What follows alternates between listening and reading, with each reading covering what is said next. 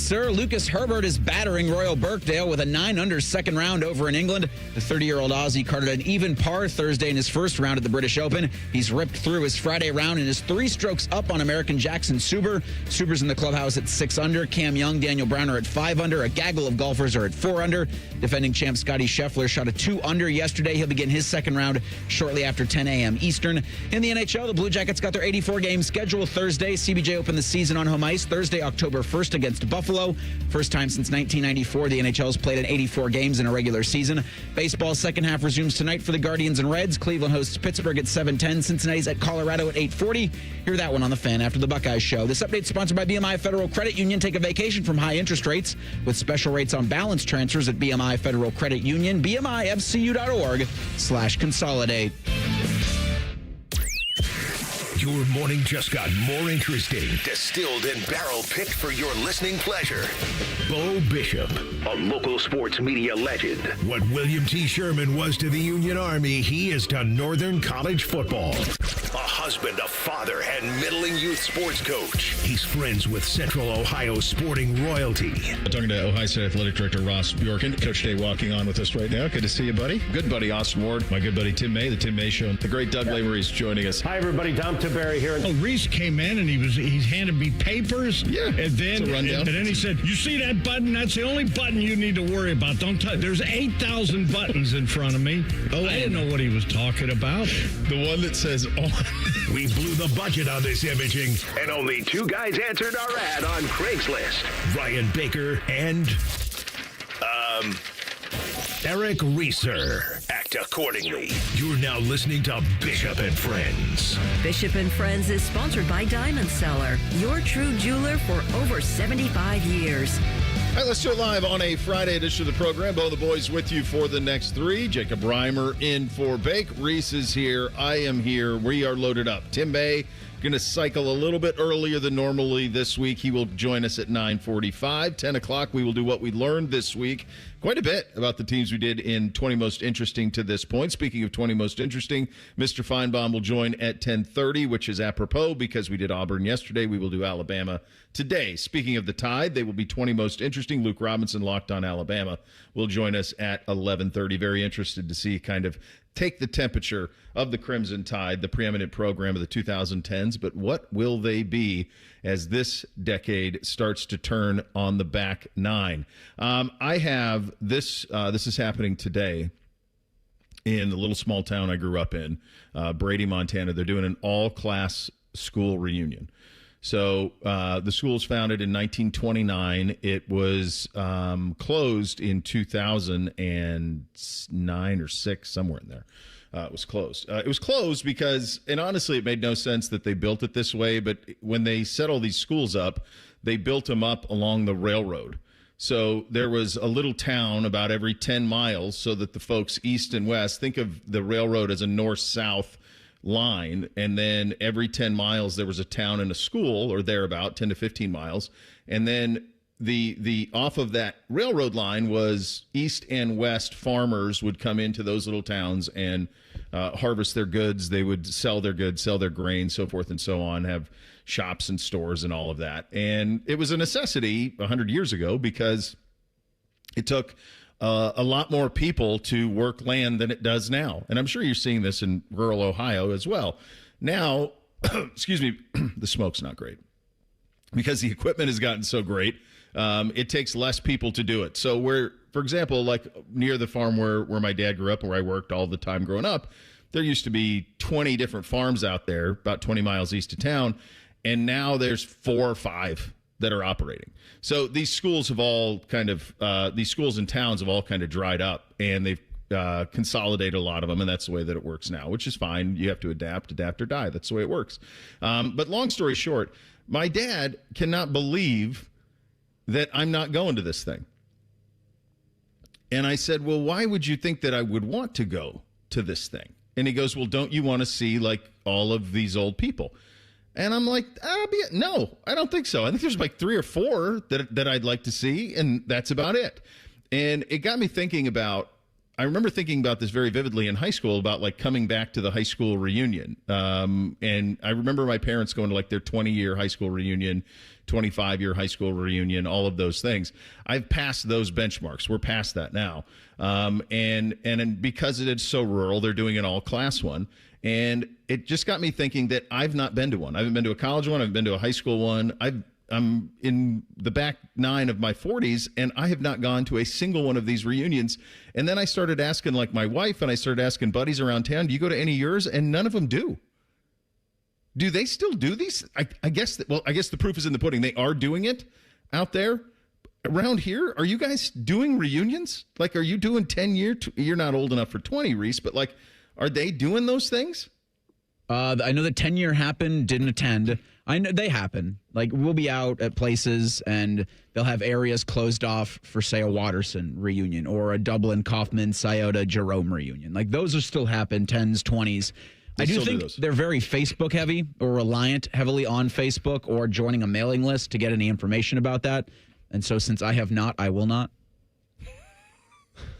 Yeah, Prime time, you're too young. I've gone through a 5. You're just out of high school. Yeah. I've gone through a 5, but we actually didn't do it. It ended up getting canceled. And I don't think I was going to go anyways because it was the week of Pumpkin Show down in Circleville. It was also the week of my wedding.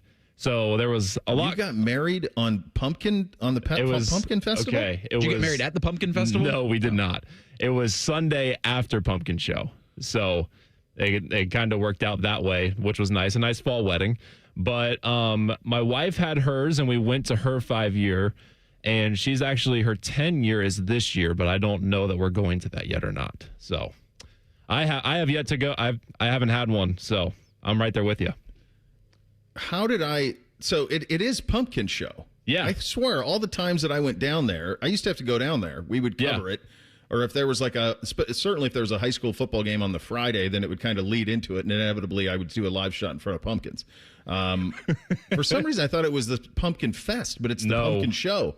It's the Pumpkin Show, and if you say it to any Circlevillian, Pumpkin Festival or Pumpkin Fair, they'll let you know about it. They'll let you know. The Pumpkin Show. Yeah, the Pumpkin Show. All right, I'm sure I misidentified it on Channel 10 20 years ago. That's a bad. I'm sure people down there probably hated me for that. Only 96 days, guys. It'll be here before you know it. I mean, it's their 4th of July parade, Reese. Yeah. I mean, it's them trying to get something similar to what UA does celebrating America. We take an entire week and we worship pumpkins. Picked an interesting gourd to do it. Hey, the Ohio State band's been down there a few times for Ohio State parade. band was the alumni band was riding in a cart driven by or pulled by Clydesdales in the UA parade. Well, this is the actual. Come on, like the actual. This is what I want. This is all I wanted on a Friday. I just wanted a Circleville UA fist fight over who has the better festival. That's what I want. I'm Mike Tyson. You're the other character. Okay, it's your first time playing Glass Punch Joe? Out. Yeah. That's pretty great. That is pretty great. So I'm not going. Although I will say, like my football coach and the guy who preceded me at quarterback, who ended up being like my offensive coordinator when I played football, they did text me like a picture of the two of them, and I thought, well, that would have been fun. Maybe I should have done it. I'll be in Montana on Sunday, but we'll miss all of the festivities there. So we'll see. But I've not been to one, and I don't really have a whole lot of need or want to go to any of them. And I do. You mentioned it Facebook. I think that's how everybody knew about it, because I was texting my dad. They're giving away like some of the banners and stuff that we had in the gym. Or selling them, I think. I don't know. And I told my dad, I said, you got one job. You go get that thing for me. Like, I need that banner. I need that thing hanging in the basement. And he goes, well, how do you even know about it? And he goes, oh, let me guess. Facebook. He didn't call it Facebook. He called it something else. And I said, yeah, that's how I knew. So I don't know. He's completely in the dark. My guess is he'll show up and probably be on horseback is my guess. Be careful out there, kids. This smoke is nuts. This is nuts. This is, honestly, for all of the people that go to Montana in the summer, if you guess, well, you can't guess wrong, but if you get a smoky summer, this is what you'll land in. It can be like this. Like it's not always a scene from Yellowstone. Like sometimes it's what we're in right now, and it's not great. The boys, all of their activities, football camp, all that stuff was canceled. We had some member guest stuff at the club that was canceled today, and I know that just You go out, be out there for a little bit, not long. But one thing that's interesting, I don't have my full sense of smell. I haven't since I had flu B or COVID or whatever the hell I had in February. So I can smell some things, but not everything. But to me, this smells like a little like burnt plastic. And I don't know what. Are you guys getting that, or do you just get straight smoke wildfire? I got campfire this morning. You got campfire? Okay. Yeah. Could just be my olfactory senses. I think I'm kind of with you on the plastic. I guess maybe right in between of both of you guys, campfire and plastic, I guess. So yeah, about there. Yeah. Not great. Not great out there. And so don't be out long. Don't have your pets out long. It looks like we have some storms coming in tomorrow. So that should blow it out relatively quickly. Typically that's the way it works out west. You get a big storm, you get some wind, and then it just kind of blows the whole system away. So my guess is that's what happens with this thing. Hopefully, fingers crossed, tomorrow we get a little bit of wind, and that takes care of it a little bit. As I mentioned, lots to get to on the program today. Coming up next, and good Lord, what a leaderboard at the Open Championship. We do this for a living. I never heard of the guy who's about ready to shoot 60. So we'll get you updated on all of that. LeBron Watch continues as well. Lots of college football on the program today. We're off and running on a Friday. Bishop and Friends right here on The Fan. If you consider yourself a Buckeye fan, you've come to the right place. This is your heritage sports talker and home of Ohio State Athletics, The Fan, Ohio's sports destination. Big celebrations call for even bigger savings. Diamonds Direct is celebrating 30 years of sharing life's biggest moments with you with up to 30% off select styles, with 15% off virtually everything else in the showroom. The Diamonds Direct anniversary sale is only through July 26th, and we don't want you to miss it. Whether you've been waiting for the right moment or you just found your reason, this is it. Come find yours before the sale ends. Visit diamondsdirect.com or find a store near you. We've got a double jackpot alert. There's over $1 billion up for grabs right now. Tonight's Ohio Lottery Mega Millions jackpot is $672 million. And don't forget your Powerball tickets, too, with Saturday's jackpot at $526 million. Play today. If scratching is more your style, check out the new $50 Millionaire Blowout Scratch-Off for a shot at $1 million instantly. Or pick up any Ohio Lottery scratch-off to put a little play in your day. Lottery players are subject to Ohio laws and commission regulations. Play responsibly. If you dread dealing with your insurance company more than you dread yard work, in 90-degree weather. Wow, it is a scorcher out there today. With a swarm of hungry mosquitoes buzzing around, then you might have Insuranoia. And if you have Insuranoia, then you should get NJM. They go to great lengths to do what's best for their policyholders. No jingles or mascots, just great insurance. NJM. With Bet365 Early Payout, you win even if they lose. Get paid out instantly when your team goes up big, even if they blow the lead later. Bet365. Winning is everything. Gambling problem? Call 1-800-MY-RESET. 21 plus only. Must be physically located in Ohio. Mike Rowe here with another random fact. Those cracks on your walls aren't just cosmetic. They could mean your home is sinking.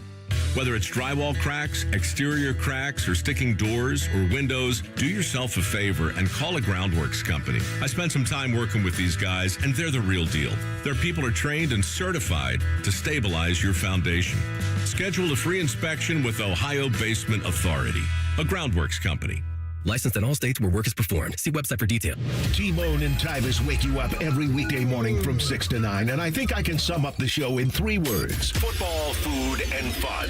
Ain't that right, T-Bone? And I get more volume per suck. And there's only one thing that makes Tyvis happier than a free hair transplant. All it took was legalizing the money you had to give to the players. And we are watching the demise of the SEC. T-Bone and Tyvis, weekday morning starting at 6. And tell your smart speaker to play 97.1 The Fan. Hey there, Beau Bishop here. Tired of the same old routine? It's time to escape with an RV from RCD RV. Motorhomes, fifth wheels, travel trailers, they've got them all. Shop hundreds of RVs in stock today. 3 locations in Central Ohio to serve you, or online anytime at rcdrv.com. This is Lieutenant Governor Jim Tressel. If you're driving and take a quick glance at your phone, more can happen than you might think. Because taking your eyes off the road for even just a moment is like driving the entire length of a football field blind. Don't let those few seconds distract you from what's right in front of you. Phones down, Eyes up, Ohio. Proper tree care is an investment that can lead to substantial returns and increased personal enjoyment. Hiring a certified arborist can help care for your trees and add considerable value to your property. Inspections by Ohio ISA certified arborists can often find and mitigate tree defects before they fail. Only professionals with specialized knowledge and training are properly equipped to provide appropriate care. To find an arborist, visit trees4ohio.org. That's trees4ohio.org. Common Man and Timmy are inviting select jabronis to the station for pizza. Hey, that could be you.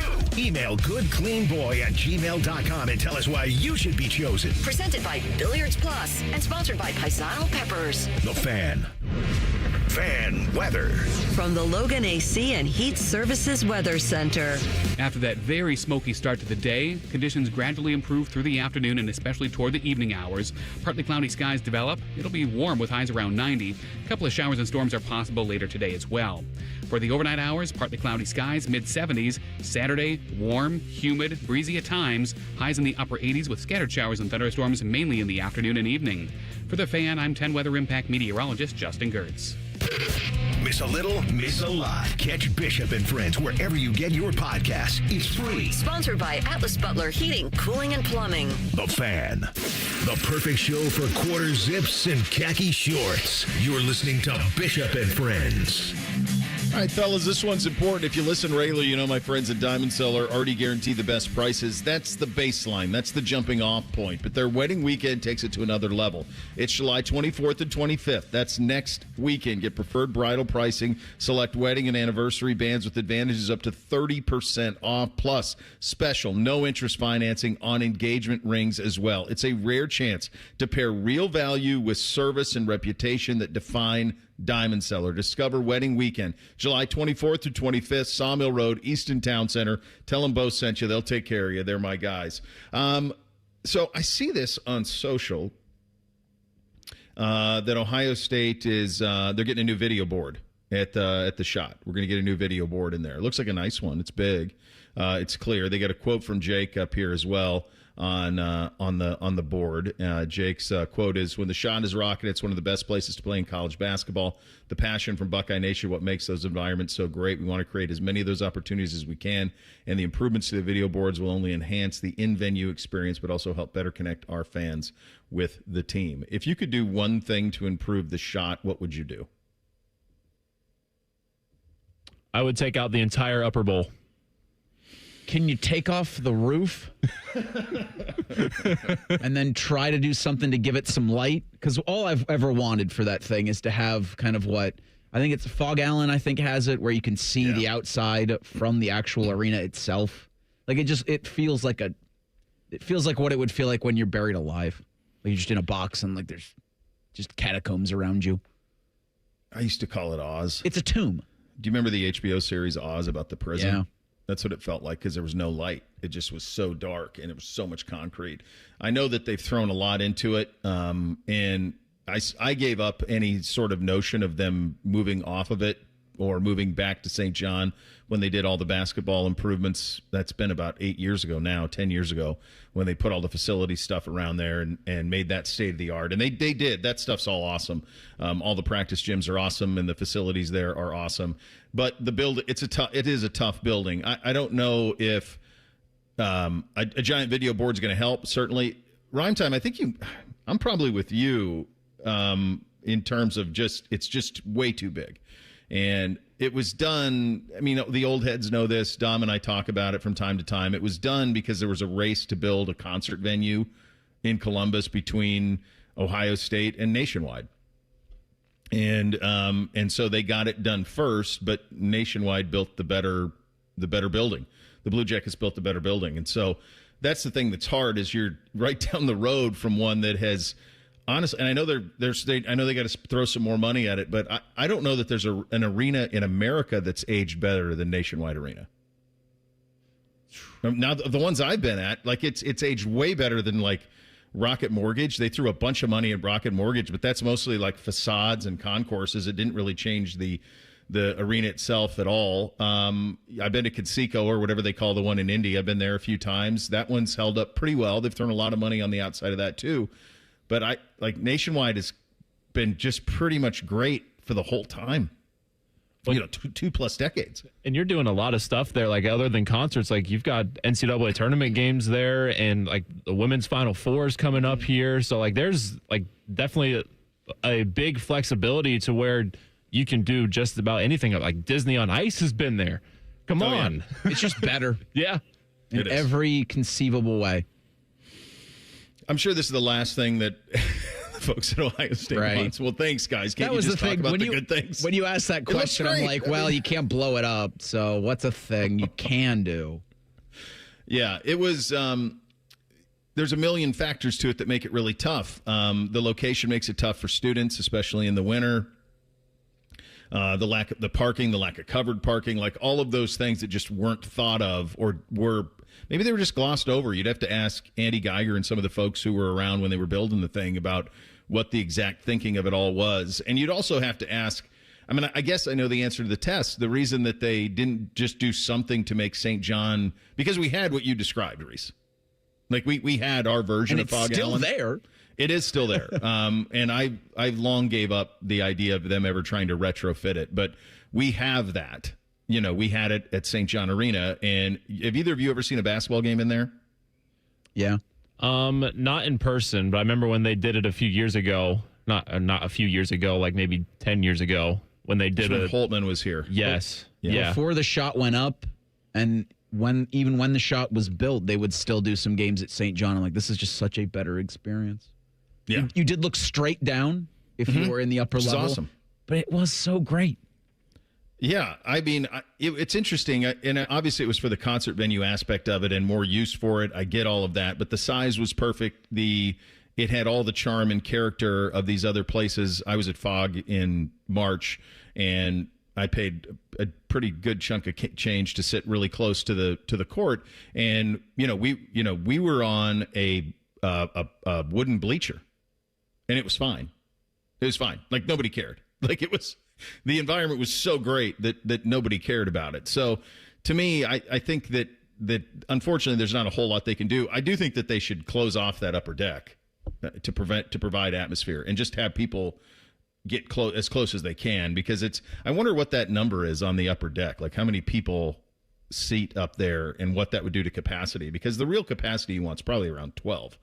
Is really the sweet spot. Like you don't need 20,000. It's just there aren't that many games where you're going to get it, and it feels pretty cavernous. They've tried a bunch of stuff. I give them credit for that. They put the student section on the side. I mean, they did a bunch of stuff to try to do it. It's just probably too big of a building. But I'm happy for Jake. There's a lot of momentum. Now you got a scoreboard in there. The roster looks pretty good. They probably will start the year ranked in the top 25. Anthony Thompson looks pretty good. Jake, you got a chance to see him, didn't you? Yeah. This week? Was out there yesterday. Jake Diebler opened it up and had an open practice yesterday, and got to talk to some of the freshmen afterwards. And it was a great practice, in my opinion. Like, and Anthony Thompson, like the jumper is beautiful, of course. That's what he's known for. But the biggest thing I took away from it was he was slashing a little bit. There was a play in a 5-on-5 drill where he ripped baseline and did a reverse layup on the other side. A few plays into it, he walled up Amari Bynum, and we know Amari Bynum is a very big human being, and walled him up, and then ended up blocking a shot on the same possession right there. So like, that was what I took away from it, is that if he's able to show that he's more than just a shooter, like that's going to open the floor up so much, especially with what you got with John Mobley Jr. Like you got two dynamic weapons that can just pull it from anywhere, which is very nice to have. Yeah, he's I've seen him play a lot. The kids participated in a camp with him last summer. Really warm kid, quiet kid, but a warm kid. His wingspan it's until you guys see it, it's hard to wrap your head around how much space he can make up, how easy he flicks his shot. It's just effortless. And he's incredibly accurate. Pretty good shot blocker. You mentioned the play on Bynum that happened in practice yesterday. Like, yeah, I mean, it's a 5-star, can't miss guy that, ought to be a top 5 to 7 pick in the NBA draft next year. I mean, that's kind of what you're getting here. So that changes certainly the way that you view this team, and it changes the expectations of it. And yeah, they are in a situation next year where, to me, and we're a long way from this, but when we get to Reese, when we get to October, early November, we're like, all right, set the table for the expectations. You're not going to hear me say make the tournament. That's not an expectation. It's going to be Sweet 16. It's going to be top 5 in the Big Ten, that type of thing. Yeah, just being bubblicious for February and March isn't going to cut it anymore. No. And I really give credit to Jake Diebler for what he's done in this offseason to be kind of front and center, or at least try to make themselves, as available as possible before you get into football season. Like, there's been a lot of, open available practices. There's been a lot of stuff from the Ohio State basketball program. The L.J. Smith reclassification news, I think, helps with that. They did a great job of just kind of navigating sometimes difficult waters. If a player's ready to go now, but you're not necessarily sure if you want him on the roster now, but they've made it work, and so far so good. And so now you do get a little bit of enthusiasm and some hope for the program. Football will kind of make it go away. But then you feel like these guys and this team a little bit better before, it's basketball season happens. Because it happens to all of us every year. It does, yeah. Yeah, except for Reimer. Yes. Well, Reimer never turns it off. I think the cool thing that Jake is doing, and it's kind of a reminder for all of us of how far the program fell at the end of Thad through the end of Holtman, is in terms of just the interest in the market for it. And Jake said this in his statement today, like when you're humming, the Schott is pretty great. I mean, it can be great when they're really good. I've been there when they were number 1 in the country, hosting Duke and all of that. And that's an incredible environment when it can be like that. But you got to win, and then people will jump on the bandwagon here. And I think what we've seen here over the last decade plus, through the end of Thad and then through most of the Holtman years and the early part of Jake, is that there has been kind of a relative malaise from the fan base towards the program. And I think Jake's fighting like hell to get that back. I think he's fighting like hell to get it back with his roster. I think the availabilities he's doing is awesome. The open practices are awesome. The stuff that he's doing at the shoe, even little things like the uniform choices, the Clark Kellogg's, the Jimmy J's, like all of that stuff, all that wins. They're doing all the right things in the program. And now all you need is to win. And this roster is one that ought to win. And so they're setting themselves up for what should be a pretty fun year down at the Schott. We are still dealing with LeBron watch. We have an open championship with the leaderboard and a guy on top of it I have never heard of. That's just the honest truth. My guy shot 62 today, 8 under on his round. It's been a scene across the pond. We'll get to all of that in 2 minutes. Bishop and Friends right here on The Fan. Getting a speeding ticket can ruin your day. But what about that cyclist? Or the pedestrian crossing the street? If you hit them while speeding, you'll do more than just ruin their days. That's why tickets are more than just a fine. They're a second chance. A reminder of what's on the line when you're behind the wheel. You won't get a do-over every time. So take this as your sign to follow the speed limit every drive. Speeding slows you down. Paid for by NHTSA. For over 30 years, Newman Roofing has earned the trust of homeowners by putting customers first and giving back to the communities we serve. From roofing and siding to gutters, every project gets the white glove treatment. Call 614-NEW-ROOF or visit newmanroofing.com. T-Mobile has an exclusive bundle for customers 55 and up. I'm Sarah Bowl. Yeah, I'm Frank Bowl. A reliable network is key for us. And with T-Mobile, it's been wonderful. And going to the 55 plus plan saved us so much money. A lot. And that's important. Trying to keep costs down. The home internet's been perfect. It's fast, it's quick. The setup was so easy, it took less than 15 minutes. It was like, ta-da! If you want simplicity, coverage, reliability, you want the whole package, T-Mobile has it. Right now, T-Mobile customers 55 and up can get 2 phone lines on America's best network, plus America's fastest 5G home internet for just $30 each. $30 per month each line with autopay plus taxes and fees. Minimum age 55. Pricing for home internet rely on 2 lines of essentials. Choice 55. $35 connection charge per line required. Best mobile network and fastest 5G home internet based on analysis by Ookla of Speed Test Intelligence data 2H 2025. All rights reserved. The buzz is real at Zoombezi Bay's award-winning conservation tower. 3 all-new water slides. 1 thrilling experience. Make your splash at ZoombeziBay.com.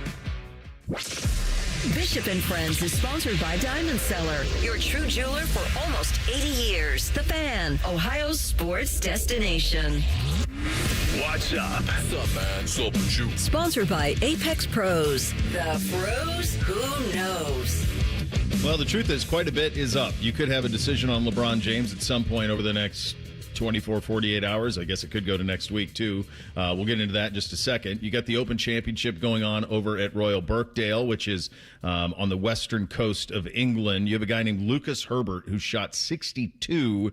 He actually was 9 under on his round heading in. He must have bogeyed 18, so he finishes at 62, shot 8 under today. He is your leader. Jackson Suber is 2 shots back. Then Daniel Brown 3 back. Soon J.M. is 3 back as well. And then there's a handful of guys at 4 that you've probably heard of. Your Sam Burns, your Morikawas, Cam Youngs. Some of those guys are in there. Francesco Molinari, who's won this event before. Ludwig Oberg is 4 under on his round already today. Rory McIlroy 3 under on his round. So they're scoring over there at a pretty high clip. And so the only defense those golf courses have at the Open Championship is really weather. That's kind of it, because they don't do what we do at the U.S. Open over here. They're not going to trick up the course. They're not going to mess around with the greens. They're just going to let it play as it lands. And if they don't get weather and wind and rain and those type of things to make it tough, then you're going to be able to have target practice, and that's what you're seeing in round 2 of the Open Championship over in England. I could be candid with you. I had not heard of Lucas Herbert. Quiz texted me and said that he plays on Live, and I guess that's probably why, because I have no point of reference on this cat at all, Reese. Had you heard of him? You do the updates. Have you heard of him? No, I had to Google him this morning. 30-year-old from Australia. Like was said, he does play on the Live Golf Tour. You jinxed him in the first segment, thinking that he could card a 60, and he missed a putt on 18 that puts him at 62 for his second round. Wow. Yeah, he went out. I mean, his front on nine fire early. He shot 28. Yeah, pretty good. I think that's the lowest 9 in Open history. It's got to be prime time. It's got to be. It is. 28? Yeah. He went birdie, birdie, birdie, par, birdie, par, birdie, par, birdie. That was his front 9. That's nice. It's pretty good. It's like me on the old Tiger Woods game. By the way, he plays for Ripper Golf Club on the Live Tour. That's captained by Cam Smith. You made that up. I could have. You could have. I searched what Live team is Lucas Herbert on. Do you have the Live thing in front of you? Like, how many are they still tour? Like, event-wise, do they even have left? I think there's supposed to be like 1 left after the Open. I don't know when it is. I just went off of AI overview. Yeah. You would never ever have thought that thing could end because the Saudis got bored. I mean, I just assumed that they would dig in and endless supply of oil money and be cool with it, and they just didn't. They punted. So without their money, it's going to evaporate pretty quickly. But he's having himself a day over there, and this will be fun this weekend to kind of keep an eye on that. It'll go head-to-head with the World Cup. The World Cup final is set for Sunday. It is Spain. It is Argentina. They are going to do a halftime show for this thing that's going to feature, among others, Justin Bieber, Shakira, Madonna is coming out. Okay. How old is she? She's like 75? 67. 67. Okay. All right. God bless. That's fine. Enjoy yourself. That's great. They'll do a closing ceremonies as well. You put in here a special appearance by Tom Cruise? Yeah. Is he 75? So I think Cruise is they're doing the closing ceremony before the match. And that's going to have Tom Cruise, a streamer called iShowSpeed. Post Malone's going to headline the closing ceremony that, again, starts before the match, which is confusing. No, Cruise is 64. He actually just celebrated a birthday on July 3rd. Okay. All right. So Cruise is I don't know what in the hell he's going to do there. He's got to jump out of a plane, right? I think. I mean, at this point, like, if he doesn't do something that could endanger his life, you're like, all right, we've seen it all before, Tom. Yeah. Yeah, so you'll get Spain and Argentina on Sunday afternoon, and then they're playing the consolation game Saturday. Brother Bone he had an idea. Would the NFL ever be interested in taking the losers of the AFC and NFC championship game and playing a consolation game in the NFL? I don't think NFL owners or players would have any interest in that unless you massively financially incentivized. Like if there was $100 million on the line to be split for the winning team, then I think you would get a full effort on that, but it would take a number that big in order for people to really care. You can't. I see no other scenario where there would be any sort of hunger for that type of thing. And I think it's going to be fascinating to see. Like, I'm not going to watch this thing, but like, will France and England try? And they're rivals. They don't particularly like each other, but like, will either one really try? Like, if you're Mbappe and Dembele and Luis and those guys, like, are you out there going full bore? And by the way, if those guys play for PSG, Real Madrid, and Bayern Munich, like, do you even want them to if they're on your club team? Like, do you want Jude Bellingham going full speed if you're Real Madrid? I can't imagine it. Like, playing for nothing? I've thought of what Bones said about why Mbappe might go all for it, since he's in the race for the most goals at the World Cup, and he can win that, because you don't know what Messi's going to do. You have to assume that he's probably going to maybe get a goal, but he had 2 assists in the last game with no shots. So who knows? Like, if Mbappe scores a goal and Messi doesn't, then he's got the title. So maybe that's the golden boot. Maybe that's a little incentive type thing for him. I think because of the rivalry, once you get to Saturday, so it starts, I think, at 5 o'clock. Once you kind of get closer, I think, to the match, they probably start to feel a little bit. Right now, I'm sure England especially is still reeling from that semifinal loss. Yeah, I think they're probably seeing Erling Haaland with a raccoon drinking out of a whiskey Pretty bottle. good life. Horns on his head, hitting golf balls into the Mediterranean, thinking, God, I wish I was with him right now, versus having to play this absurd game in Miami after spending a month in hotels in America or wherever they're staying. Do you think they got to be hotels, right? They're all at, like, Ritz-Carlton. Oh, yeah. 5-star definitely. setups. Yeah, that'd be my guess as well. But I don't care. No, even if you've been in the best hotels in the world, if you're there for a month, you're sick of it. You're sick of the whole operation with it. Speaking of sick of it, I've reached that point with this LeBron thing. So he was on a taping of the Mind Game with Tyrese Halliburton. What are they connected with Fanatics? What's this about? Like, so they do Fanatics Fest every year, and I think this is Michael Rubin just flexing what Fanatics is a part of now, because they bring in everybody. And I mean everybody from, like, Gronk got dunked in a vat of Cane's dipping sauce yesterday from Tom Brady, who threw a ball into a target. Yeah. So Fanatics now owns everything, is now part of everything. And so I think this is Michael Rubin peacocking with it a little bit. And so LeBron's got one of 2 podcast tapings. He had one yesterday with Halliburton. They've got another one today. And yesterday he just played around with everybody. Yeah. He said, I won't hold you guys up too much longer. Even Adam Silver weighed in on it, saying where LeBron plays will affect the schedule. I'd like him to make his announcement already so we can finish the schedule. And then Dave McManaman was there. He covers the Lakers and LeBron for ESPN. Here is his thoughts on what's factoring into the time frame and the decision. When it comes to his family, James said he is certainly weighing the thoughts of his soon-to-be 12-year-old daughter, Zuri. He made sure to tell her before he was leaving the Lakers, so she heard it from him first. And he told her that her feelings about the decision will, quote, mean a lot to him. I'm told that James is nearing that decision, and folks around the league are hoping it comes as early as next week. I'll tell you what, he spent for all of the consideration of the 12-year-old daughter, he spent, a week in Europe playing golf, and he was in Northeast Ohio for another week playing golf. Is she with him on all of this? Because the one across and he's certainly entitled to boys' weekends and boys' weeks and all of those things. But I think that part is fascinating. If that's it, then he stays in L.A. and he played for the Clippers, or he played for the Lakers at the minimum, because he has a home there. Where's the other place he has a home, Reese? I mean, it's Akron, or outside of Akron. Bath. Is she just riding around in the cart with him? I don't know what he's doing. I mean, it's clearly he's going back to Cleveland. I just don't see any scenario where it's anywhere else. And I saw the Pat Riley. You guys saw that yesterday, where Pat Riley kind of had this slip. We got one more, so I could see them kind of stringing him along. But like, there is no. I mean, he could buy a home anywhere. He has familiarity in Miami, so maybe it could be between those two. The one thing I will say is, if he did Golden State, he could still live in L.A. primarily. No, he'll bunk with Draymond. Well, no, I know he could, but like his family, that's probably an hour 20 flight, private aviation from Los Angeles to San Francisco. So he could Savannah and the kids, they'd all stay in L.A. and stay in the home, and he'd just be up, at Golden State. So I think that would be a pretty easy one as well. Goodness, flying to home games, that's such a flex. That is, yeah. I mean, rest his peace. Kobe used to do that because he lived in Orange County, and he would chopper. That's true. He would chopper to Staples because he didn't want to deal with the traffic. But he lived down in Orange County, and they said, well, you can't live down there. And they said, if you do, you're going to have to chopper. And so he choppered to Laker games for a decade up there. So yeah, I don't know. Who knows? Will we get it today? No. Yeah, probably not. So he's got the shop it was on HBO for the longest time, where they would sit in a barbershop and talk. Flo Balogun is a new Clutch Sports client. He's going to be on today.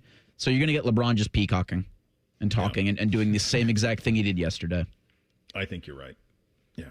So but I assume we'll get it sometime by early next week. We'll see.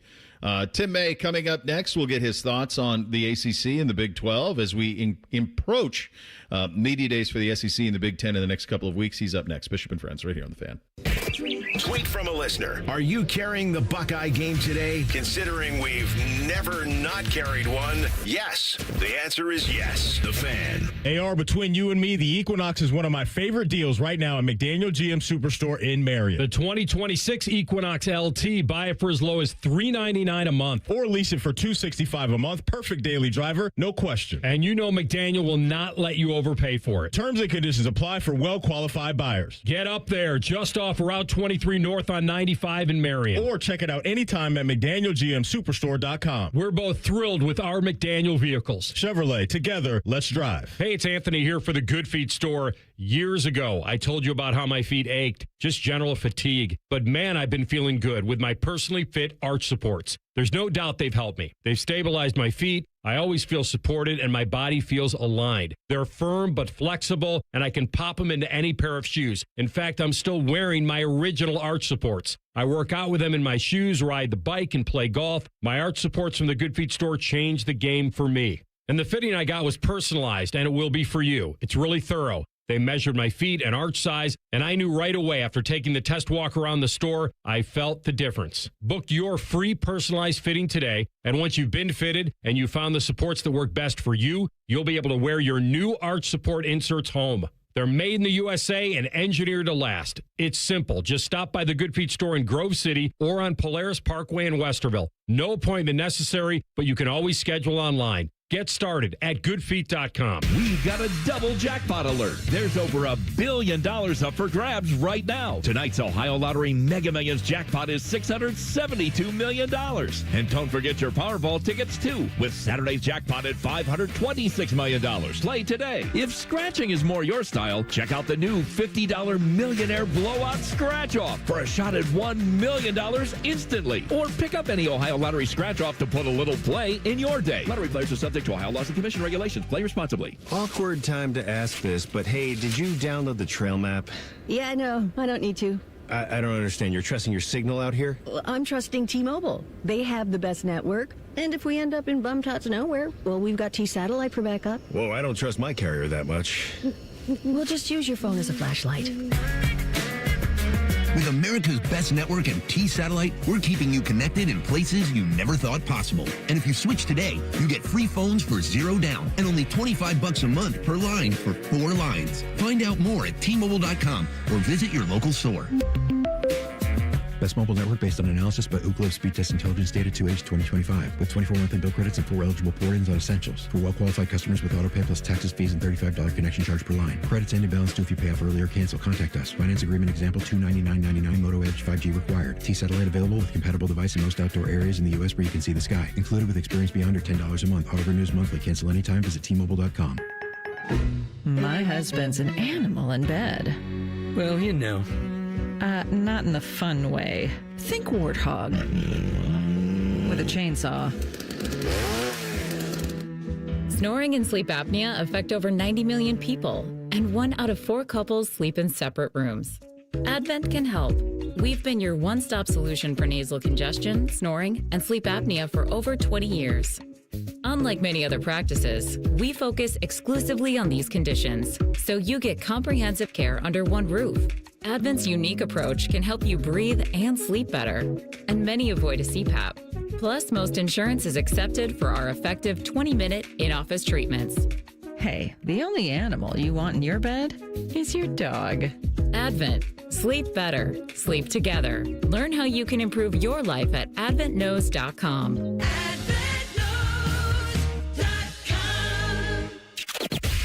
I have a special announcement.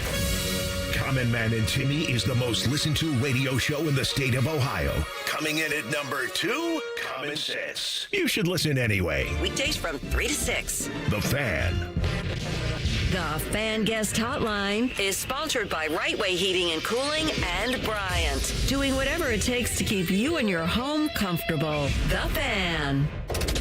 The friends are the guests and listeners. Reeser and Baker just work here. Back to work. Back to work. Everybody, work, work, work, work, work, work. You're listening to Bishop and Friends. All right, let's head out on the Brian Heating Cooling Systems Fan Guest Hotline. A little earlier than normal this week for our good buddy Tim May, the Tim May Show with Clay Hall on FanStream Sports. You go to the U.S. Open every year as a volunteer. Do you have any itch to go to the Open Championship? Absolutely. I have an itch. I've got a little powder on the side here, keep me from itching, keep me from scratching. Absolutely, man. I'd love to see. You know, it's funny when you look at these golf courses. You know, you can ask Timmy Hall because he's been over there, Scotland anyway. But you look at him, you go, man, you would go right on down the road to maybe look for one that looks a little bit better, you know, from an aesthetic standpoint. Yeah. But then you look at what defends all these golf courses, obviously, are the greens and keeping the ball in play on the short stuff down the fairway. And so it's always been intriguing to me that, you know, in America, we took golf courses to another level, you know, in terms of decorating the cakes. But yes, I've always been intrigued by the humps and the bumps and the spills and everything else that you can find on these open courses. I mean, and the other thing, I would think you almost have to play some of these courses. Imagine some of these courses without the grandstands, like we see them every year. Oh, I would think you get lost sometimes. You know, wait a minute, which flag am I hitting to and why? You're right. You know what I mean? Yeah, so, a lot of shared greens, yeah. Yeah, a lot of shared greens, you know, a lot of shared anguish. By the way, Lucas Herbert, did you see that this morning? I didn't even know who he was, Tim. I know you went to a live event. I didn't even know who he was. Yeah, I knew who he was, but I didn't know he was that guy. You know what I mean? And turned out he wasn't. You know, he does a Tim May. I'm sitting here. I'm taking a break from recording my podcast here right now with Dylan Davis, but we both watched the putt. He pulled it left, and you know, just like Tim May would do in that situation. but then you see Mr. Burns, Sam Burns, chip in on 18 for a 62. 62s are like cherries out there, man. Everybody's getting one today. Yeah, it's crazy, the scoring. But the only defense they have is the weather, because they don't trick up the golf course. The course is the course. And if it's not going to blow, then you're going to be able to score. And so you're going to see a bunch of scores in the low 60s, mid 60s, my guess is, as the day goes along. Last week we had Big 12 Media Days. This week we have ACC Media Days. Where do you see those two conferences in the next 5 years? That's funny because Dylan and I were just talking about that on my podcast. My question to him was, will the ACC look the same exactly a year from now as it does today, meaning membership, et cetera? And it could be people leaving after next year or something, right? But I mean, already have their plans out there. I don't see the ACC holding together in its current form. That's because a reckoning, the reckoning has been hastened by this. It's rumored that there's going to be some kind of legislation come out of Washington, right? It's rumored. Yeah. Right. But till that happens, hold your breath. But you've heard me all along, and I'll stick to it till it doesn't happen. I mean, I eventually see North Carolina and Notre Dame in the Big Ten, and I'm going to say that till my ears fall off. And then I see Clemson, Florida State, and possibly Miami elsewhere. Maybe not all three of those, but possibly elsewhere. Maybe this time a year from now, or at least loading up the truck ready to move there. That's what I see. That doesn't mean it's going to happen clearly, but I think we've got another orogeny coming when it comes to major college sports in terms of conference makeup, and I think those are the prime candidates. And I do not see Florida State in the Big Ten in any way whatsoever, which means it'll probably happen.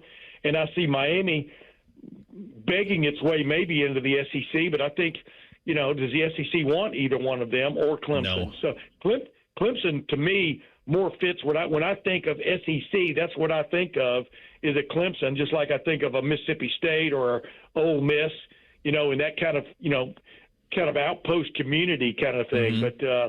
but that's what I see. Florida State has that feel too. Florida State and Clemson are the two most SEC, but South Carolina doesn't want Clemson in there, and Florida doesn't want Florida State in there, and they don't want Miami in there. So I don't know. Well, I know the folks at Florida State.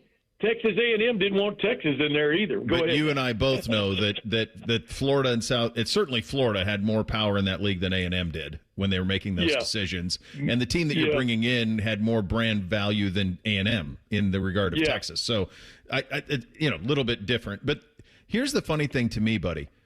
I think the Big 12 is going to be fine. I think the Big 12 is like a cockroach, and it's just going to survive. And part of that is nobody wants the teams in that league. Whereas the ACC makes no sense at all. I mean, Stanford and Cal are in that league, like SMU's in that league. It makes no sense at all what it is. And honestly, and I know I have a soft spot in my heart for SMU. I just think that that's a sleeping giant of a program.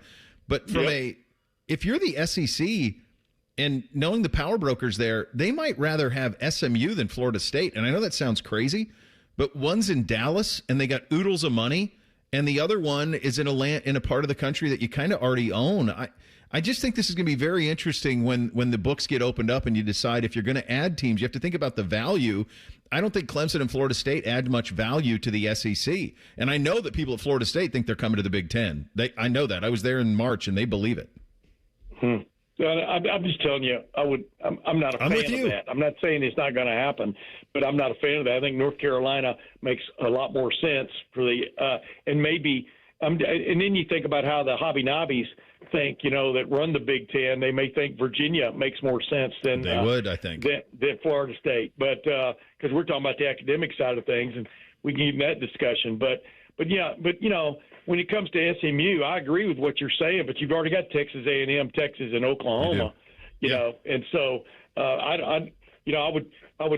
would disagree necessarily about SMU, except I think SMU does bring a lot of value in all kinds of ways, because I grew up, back in East Texas during the Southwest Conference days when SMU was kind of a big player. They ended up being a big player in that. And I think it kind of rankled Texas, especially Texas, when Houston came into the SWC. That hastened Texas wanted to do something other than be affiliated with anything to do with Houston. You know what I mean? So it'd be very interesting, because it'd be interesting to see Texas and SMU in the same conference where they both can spend money any which way they feel like it. Absolutely. Yeah, I got about 30 seconds. I even wonder about SMU for the Big Ten. It's an elite academic school. It's a massive city, and it's in Dallas. Like, to me, if I'm the Big Ten, I'd rather have SMU than Clemson.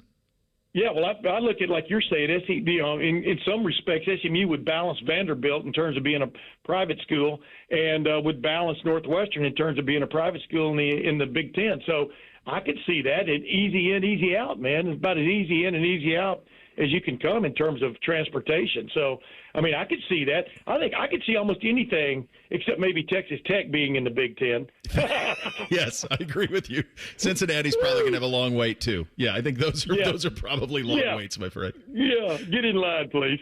All right, buddy. Good talking to you. Look forward to the podcast this week. Tell Finebaum I said hi, and what's it like covering the secondary conference in the nation? Tell him I will tell him exactly that in 25 minutes, 35 minutes. Thanks, buddy. See you, buddy. Take care. All right, there he goes. Tim May, the Tim May Show with Clay Hall on FanStream Sports on the Bryant Heating Cooling Systems Fan Guest Hotline. What we learned this week coming up next, Bishop and Friends, right here on The Fan. Big Voice Guy here to remind you that you're listening to The Fan, Ohio's sports destination. Okay, thanks. I have 3 more seconds. Bye-bye. Every summer morning is different. Luckily, Tim Hortons has a breakfast wrap for every morning. Kick off your summer with the bold new steak and egg wrap. Start your morning fresh with the egg white and Swiss wrap. Or keep it classic with the grilled breakfast wrap. No matter what summer mood you're in, you can always find a wrap at Tim Hortons. Your morning happy place. Attention, Columbus. There's a new player coming to town. Vermeer Heartland is opening a brand new location August 3rd, bringing the Vermeer equipment you trust closer to home. That means easier access to genuine Vermeer parts, expert service, and a local team ready to help keep your equipment in the game and your projects moving. We're excited to join the Columbus community and look forward to serving you. Get the latest updates and location information at VermeerHL.com. That's VermeerHL.com. Game on! Newman Roofing, as part of their 2025 Commitment to Community initiative, is proud to sponsor the Fan and 10 TV's Beat the Heat fan drive, benefiting Life Care Alliance. You can help Ohio's most vulnerable residents deal with the extreme heat this summer. How can you help? Purchase new box fans and bring them to the nearest Franklin County Fire Station, or you can buy online and ship fans directly to Life Care Alliance. The collection and distribution of fans is to assist residents who are at risk of heat stroke or heat exhaustion.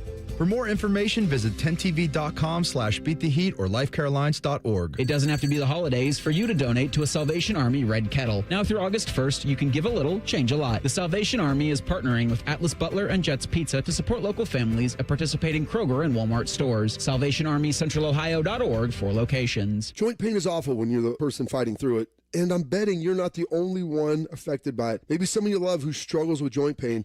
You see what they don't say. You see they've slowly stopped doing the things they loved. And listen, it's July. It's time to be outside, moving around, playing, living, having fun with your friends. Listen, it's Bobby Carpenter. Let's talk about getting that life back. At QC Kinetics here in the Columbus area, that's what's happening every day with our team and Dr. Ray Tesner. People who are stuck in that cycle of pain in their hips, knees, shoulders, back, they're finally stepping out with regenerative treatments that are done right here in the office. No surgery, no long recovery, no putting your life on hold, just real pain relief right for you. It helps the inflammation ease up and the pain lets go. People say all the time, they're back, they're feeling good, they want to get to be able to do the things they love again. So if it sounds like something you're interested in, go check them out at qckinetics.com/Columbus or call 380-208-4544. That's 380-208-4544. Great Lakes Hyundai, the savings are so good. Get 0% financing for 60 months on new 2026 Tucsons and Santa Fe's. Plus, make no payment for 90 days. Columbus or Dublin or glexhyundai.com. With Brew Credit, not all will qualify. End date 3. Well, Lorenzo, the pitch looked good. Yeah, so green. USA keeper was decent enough. Didn't have much to do. 99 minutes. Not a single goal. Well, Bet365 sure came through, though. I bet $10 and got $150 in bonus bets just for signing up. At least someone scored. Bet365. Winning is everything. Gambling problem? Call 1-800-MY-RESET. 21 plus only. Must be physically located in Ohio. T's and C's apply. In-app only. With rates lower than the national average, plus special rates on balance transfers, a BMI Federal Credit Union Visa Platinum or Visa with Rewards credit card would be the perfect card for your wallet. Visit bmifcu.org/visa for more details and to apply today. I'm Jeff Hogan. I've been a journalist at 10 TV for more than 20 years. I moved back to Columbus with my beautiful wife and our two amazing daughters and our golden retriever, Harley. This community brought me back because this is where I feel connected. Where my daughters were born, this is my home. And that is to say, I don't just report about our community, I belong to it. What happens here affects us all. And that's why we care so deeply about getting it right. And when local journalism is done right, it doesn't sit still, it moves. It moves you to act, to verify, to volunteer, to speak up or lend a hand. It moves your mind by challenging assumptions and offering new perspectives. It moves you forward by giving you the information to make decisions and thrive where you live. And yes, it moves your heart through the kind of human storytelling that stays with you wherever you are. And at 10 TV, we're here for all of it. These are the stories that move Central Ohio. We got a higher home appraisal after we put away our African art and family photos. Has this happened to you because of race or national origin? Contact HUD at hud.gov/fair housing. A message from HUD and the National Fair Housing Alliance. Broadcasting live from the McDaniel GM Superstore Studios. Driving excellence since 1916. Chevrolet. Together, let's drive. WBNS HD1 Columbus. Good morning, I'm Eric Reeser. A missed putt on 18 derailed a potential bogey-free round for Australian Lucas Herbert. Day 2 of the British Open rolls along at Royal Birkdale. Herbert's bogey has the 30-year-old in the clubhouse with a 62 on the day. That's good for 8 under. Got a 2-shot lead on Jackson Suber. Sam Burns carded a 62 Friday. He's 3 off the lead at 5 under. Rory McIlroy is at 1 under with a projected cut line at even par. Defending Open champ Scotty Scheffler shot a 2 under yesterday. He'll begin his second round in moments. In college football, Texas Tech has announced a new stadium partnership. Starting in 2026, the Red Raiders will play home games at Galaxy Stadium in Lubbock. Galaxy's an AI data center tech company. And baseball's back from the All-Star break. The Guardians have the Pirates tonight at 7:10. The Reds are at the Rockies at 8:40. Hear that one on the Fan after the Buckeyes show. This update is sponsored by the Waterworks and Header Plumbing, Drain, Heating, and Cooling. Together to serve you better. Scheduled today at thewaterworks.net. When General Sherman marched through Georgia, he was listening to this show. Use your skills for good, young warrior. This is Bishop and Friends. All right, second hour on a Friday. Mr. Finebaum coming up in 28 minutes from now. I should tell you, and you should listen, that homes in Columbus are under constant attack. Pests like termites, ants, mice. Don't wait for an invasion. Protect your property and family with Rose Pest Solutions Home Service Program. The Rose Home Service Program provides year-round protection for one flat annual fee with regularly scheduled visits. Rose is local, family-owned, and trusted by your neighbors in Ohio for over 165 years. Get peace of mind today. Call 800-966-ROSE or visit rosepestsolutions.com. What did we learn this week? Hit it, fellas. We're not trying to do too much around here, but over the course of 5 days, you might have gleaned some stuff. Bishop and Friends present What We've Learned This Week. Sponsored by High Bank Distillery Co. Make a reservation today at highbankco.com. Dine, drink, distill at High Bank. I think number one for me, and we kicked off 20 most interesting programs this week. We did Texas Tech on Monday. We did Texas on Tuesday. We did Oklahoma on Wednesday. Auburn yesterday. We'll do Alabama today. When I think of the 4 schools that we've done, and as I mentioned, we'll get to Bama here in about an hour from now. The 2 things that jump out to me, number one, I don't think there's a program in the country that has more pressure to succeed right now than Texas. I think Texas is at the point where they need to go win a national title, at least play in the game. If you play in the game and you lose in a tightly contested game to the Buckeyes, and probably you're forgiven. But anything short of that, and there is going to be some massive pressure on Steve Sarkisian to get that program over the hump. They've knocked on the door a long time. The amount of money that they put into the roster this year, the look of the roster this year, they don't really have any holes. If Arch plays the way that people anticipate him will, there's no reason that they are not there in that final game. We haven't done Oregon yet. I'm guessing Oregon's going to have a little bit of that pressure on them too. Haven't done Notre Dame yet. My hunch is they'll have a little bit of that pressure on them as well. But to me, we'll be hard pressed over the next month to find a program that is in more of a vice grip than Texas is. The other thing, and I'll get your guys' comments on Texas Reese in just a second. The other thing that jumped out to me was, and I'm curious, the Alabama side of this. I came away from the Auburn conversation thinking, boy, are they set up here? Like, if Alex Golesh can go, is that program a little bit of a sleeping giant? It might be, because of the financial situations that they have. They got the Yellowwood guy who's got some money to throw around. He's the richest guy in the state. He's an Auburn guy. They seem to be pretty organized. They just have lacked the coaching. But could they potentially make a little bit of a leap? Probably not year one with Golesh, but certainly something down the road. But the Texas one was overwhelming. When you're done with that Texas conversation on Tuesday, you say, well, they better get there, because they're as all in as you can be. I mean, it's the connection, and we don't, sometimes things just work out very well. Like, we had Auburn. Arguably their best player last season is now at Texas. Yeah. And Anwar Richardson compared him to Jeremiah Smith, and while that got some laughs from us, that's certainly how they feel down in Austin about him, and that's certainly why he was the guy that they had to have out of the transfer portal. Now Arch Manning has a true deep threat, and it just adds to that pressure. Texas has to do it this year, or it feels like it's never going to happen for Sarkisian, because you didn't do it with a Manning, you didn't do it with Quinn Ewers, and both of those kids coming out of high school and in their first couple of years at college, weren't they supposed to be generational quarterback prospects? Well, Quinn was a perfect prospect, remember? 99 5-star plus, soon to be 6-star, however the hell they do these rankings. I agree. I mean, he's gotten the 2 quarterbacks you would have wanted in those cycles. He got to a college football semifinal game twice. Now it's time to go a little bit further. You have to. And, it's understandable in Texas. It's less understandable with Alabama, the heat that is on Kalen DeBoer's seat. But I keep going back to if they had lost, like almost Alabama fans' consensus wanted Alabama to lose that college football playoff game against Oklahoma. And I wonder if Kalen DeBoer, obviously he would have never wanted to lose a playoff game. That sounds insane. Yeah. But we'll have the sliding doors moments for Alabama coming up in the next hour. But like that's one of them. Mm-hmm. If he loses that game, is he not in Ann Arbor, Kalen DeBoer? That's a great question. Yeah, that is a great question. And speaking of Ann Arbor, board meetings in Traverse City that don't have audio, where nothing happened. On Monday, we're doing the show on Monday. We go, Ward Manuel's probably gone by Thursday with all of the smoking gun, and there's just smoking gun everywhere. It's just a box of guns that are smoking, and nothing yet at Michigan. It's the old George Costanza. It's not a lie if you believe it, I guess.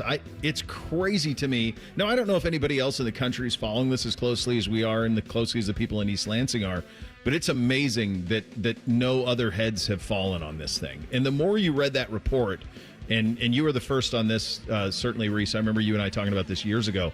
Very clearly, Sharon Moore was brought in there to be the fall guy. Like, he was the patsy from Jump Street there. Like, they needed somebody just in case there was more going on with Harbaugh. Somebody's going to have to take the fall for it. They promoted him.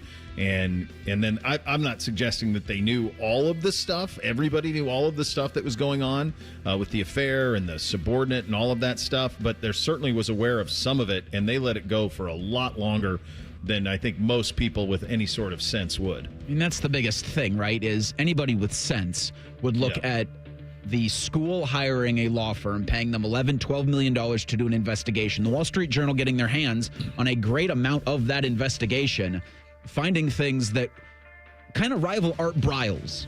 Like, if it is confirmed what Art Briles did not or did do at Baylor, like the idea that Jim Harbaugh knew about one of his staffers being impregnated by an assistant and setting up the abortion, which is what's alleged in the Wall Street Journal report about the investigation's findings. Yeah. I just don't understand how you can't look and say that's as much lack of institutional control as there could possibly be. But then there's more with this. Yeah. And for everybody else outside of the Michigan ecosystem, the Michigan man has to just be, what more can you do? Like, what would it take for Ward Manuel to be, because he's not going anywhere. Like, they'd have done it already, right? Like a Friday news I would think. Yeah, I would think it would have happened. I mean, Santa Ono, who's the president who covered up Harbaugh with the Stein stealing stuff, like, he's gone. So this Ward's kind of the last one there, last one standing. I think this is going to be very fascinating to see what Whittingham does there, and what that program looks like in the next 2 to 3 years. We had asked this question, Reimer, you went on with us. If I had to give you, if you could have the win total at Penn State or Michigan over the next 3 to 5 years, which program do you take? Oh, man. I think I might have to go Penn State with that. Just because, is Whittingham going to coach for another 3 to 5 years? But I don't know. That's just kind of where I'm at with that. I think I would take Penn State stock with that. I also want to credit Dusty May for getting out when he did, assuming there's no scandals around him, but he boosted his legacy with the national championship, and then he got out of there. So Bake was big on that too. I tend to think that was that. I'm not saying it didn't contribute, but I tend to think that was, hold on, you're going to let me coach Cooper Flagg? I'm with that too. I wanted to take that angle for a second of I'm gonna strike while the iron's hot here, and while things seem to be crumbling down here in the athletic department, I did what I came here to do, and now I get an opportunity to go coach Cooper Flagg. So yeah, I'll do that. Yeah, I think I'm not saying that the chaos up there didn't contribute. I'm sure that it was part of it. But he certainly left at the ideal time to leave. Yeah. Win a national championship with a really great team and get out of there. And then your landing spot is Cooper Flagg and Dallas and all that comes with all of that. So that Klay Thompson. It's a good squad. Yeah, it's going to be a very interesting squad. We also had the other thing that we learned, and I guess we needed this, but maybe some of us didn't. that you do a World Cup in this time zone, and even when the United States is not involved, we're going to watch.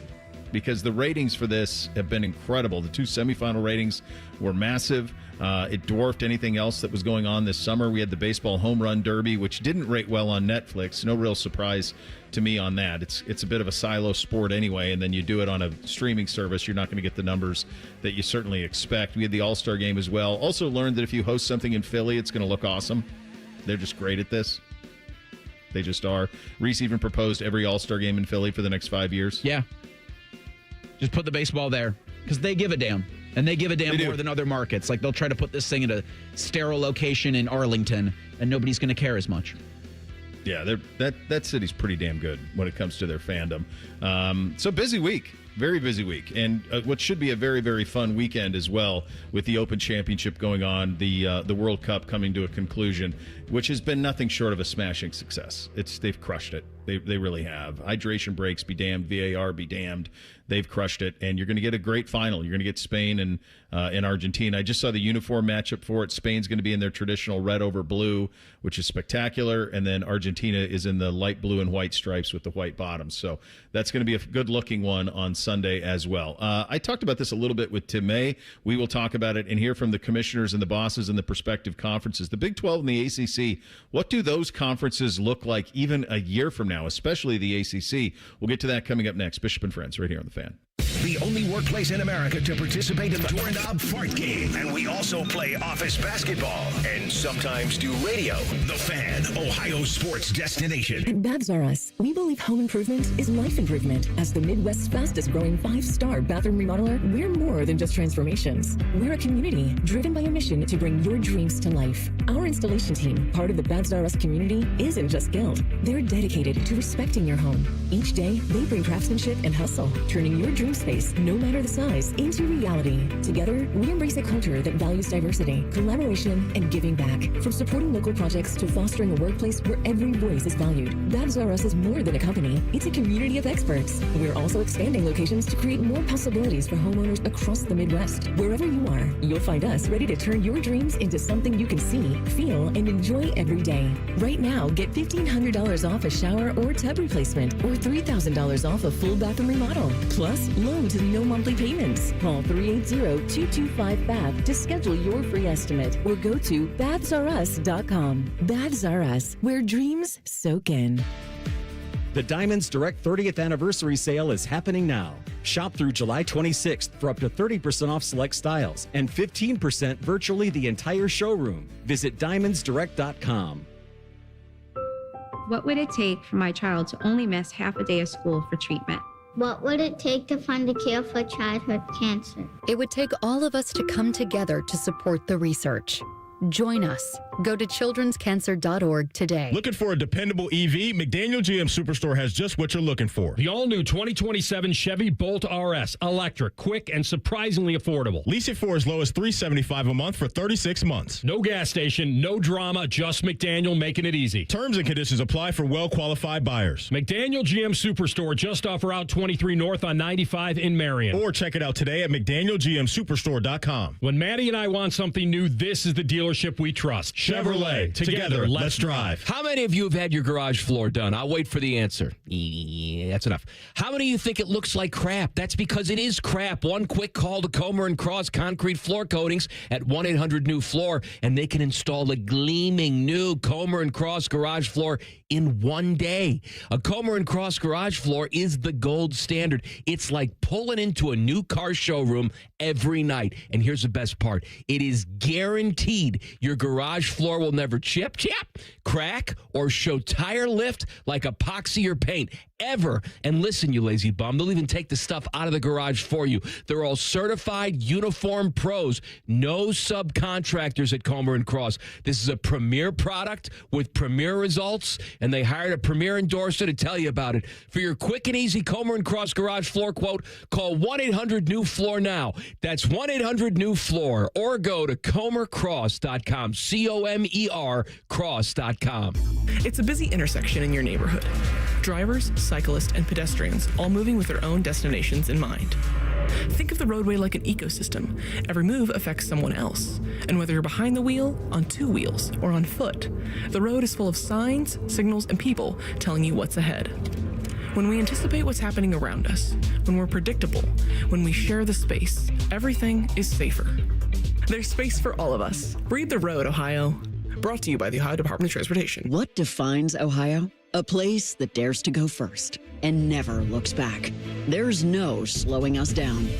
In Ohio, we're powering America, discovering breakthroughs, driving the future, propelling tomorrow. At Jobs Ohio, our mission is clear. Strengthen job opportunities and empower Ohio's workforce. Ohio, our time is now. See Ohio's momentum at jobsohio.com/Ohio's time. What's the best way to make sure you don't miss any of your favorite fan shows? Oh, no. Download the Fan app, silly. Ah, damn it, I knew that. App Store, Google Play, or just scream right at your phone. Psst, you can also listen to Buckeye games. Do it now. Fan weather. From the Logan AC and Heat Services Weather Center. After that very smoky start to the day, conditions gradually improve through the afternoon and especially toward the evening hours. Partly cloudy skies develop. It'll be warm with highs around 90. A couple of showers and storms are possible later today as well. For the overnight hours, partly cloudy skies, mid-70s. Saturday, warm, humid, breezy at times. Highs in the upper 80s with scattered showers and thunderstorms mainly in the afternoon and evening. For the Fan, I'm 10 Weather Impact meteorologist Justin Gertz. Miss a little, miss a lot. Catch Bishop and Friends wherever you get your podcasts. It's free. Sponsored by Atlas Butler Heating, Cooling, and Plumbing. The Fan. Reese's mustache is so nice, it has its own area code. You're listening to Bishop and Friends. And we are brought to you as always by our great friends at Diamond Cellar, your true jeweler for nearly 8 decades. Wedding weekends coming next weekend, up to 30% off. You're going to crush it. You know that you will. Check them out. This is a great quote. Rhett Lashley, the coach of SMU, doing his availability at ACC Media Days. We aren't a blue blood. We're a new blood. We're living in what we do now. That's a T-shirt. Pretty good. Pretty good. Pretty new good. New blood with a red pony on it. Yeah. They're doing well. We've been posing this to our various guests, and I'll pose it to Mr. Finebaum in 12 seconds. What do these two conferences that went first look like in 3 to 5 years? The ACC, to me, and my standing on this has been the Big 12 is going to be a cockroach. They're going to survive. They're not going to be punching it the same way to the SEC and the Big 10. But that conference, I don't think, is going anywhere. And the irony of that is I think a big reason that conference isn't going anywhere is because nobody wants anyone in that conference. Maybe BYU has a little bit of value, but that's about it. Everything else in that conference, the Big 10 would have no interest in. The SEC would have no interest in. And even BYU, neither one would, most likely. So you have a conference that nobody really wants to date. Meantime, the ACC has quite a bit of pretty girls that you might want to ask to dance, and you might want to take them to homecoming. They have quite a few of them.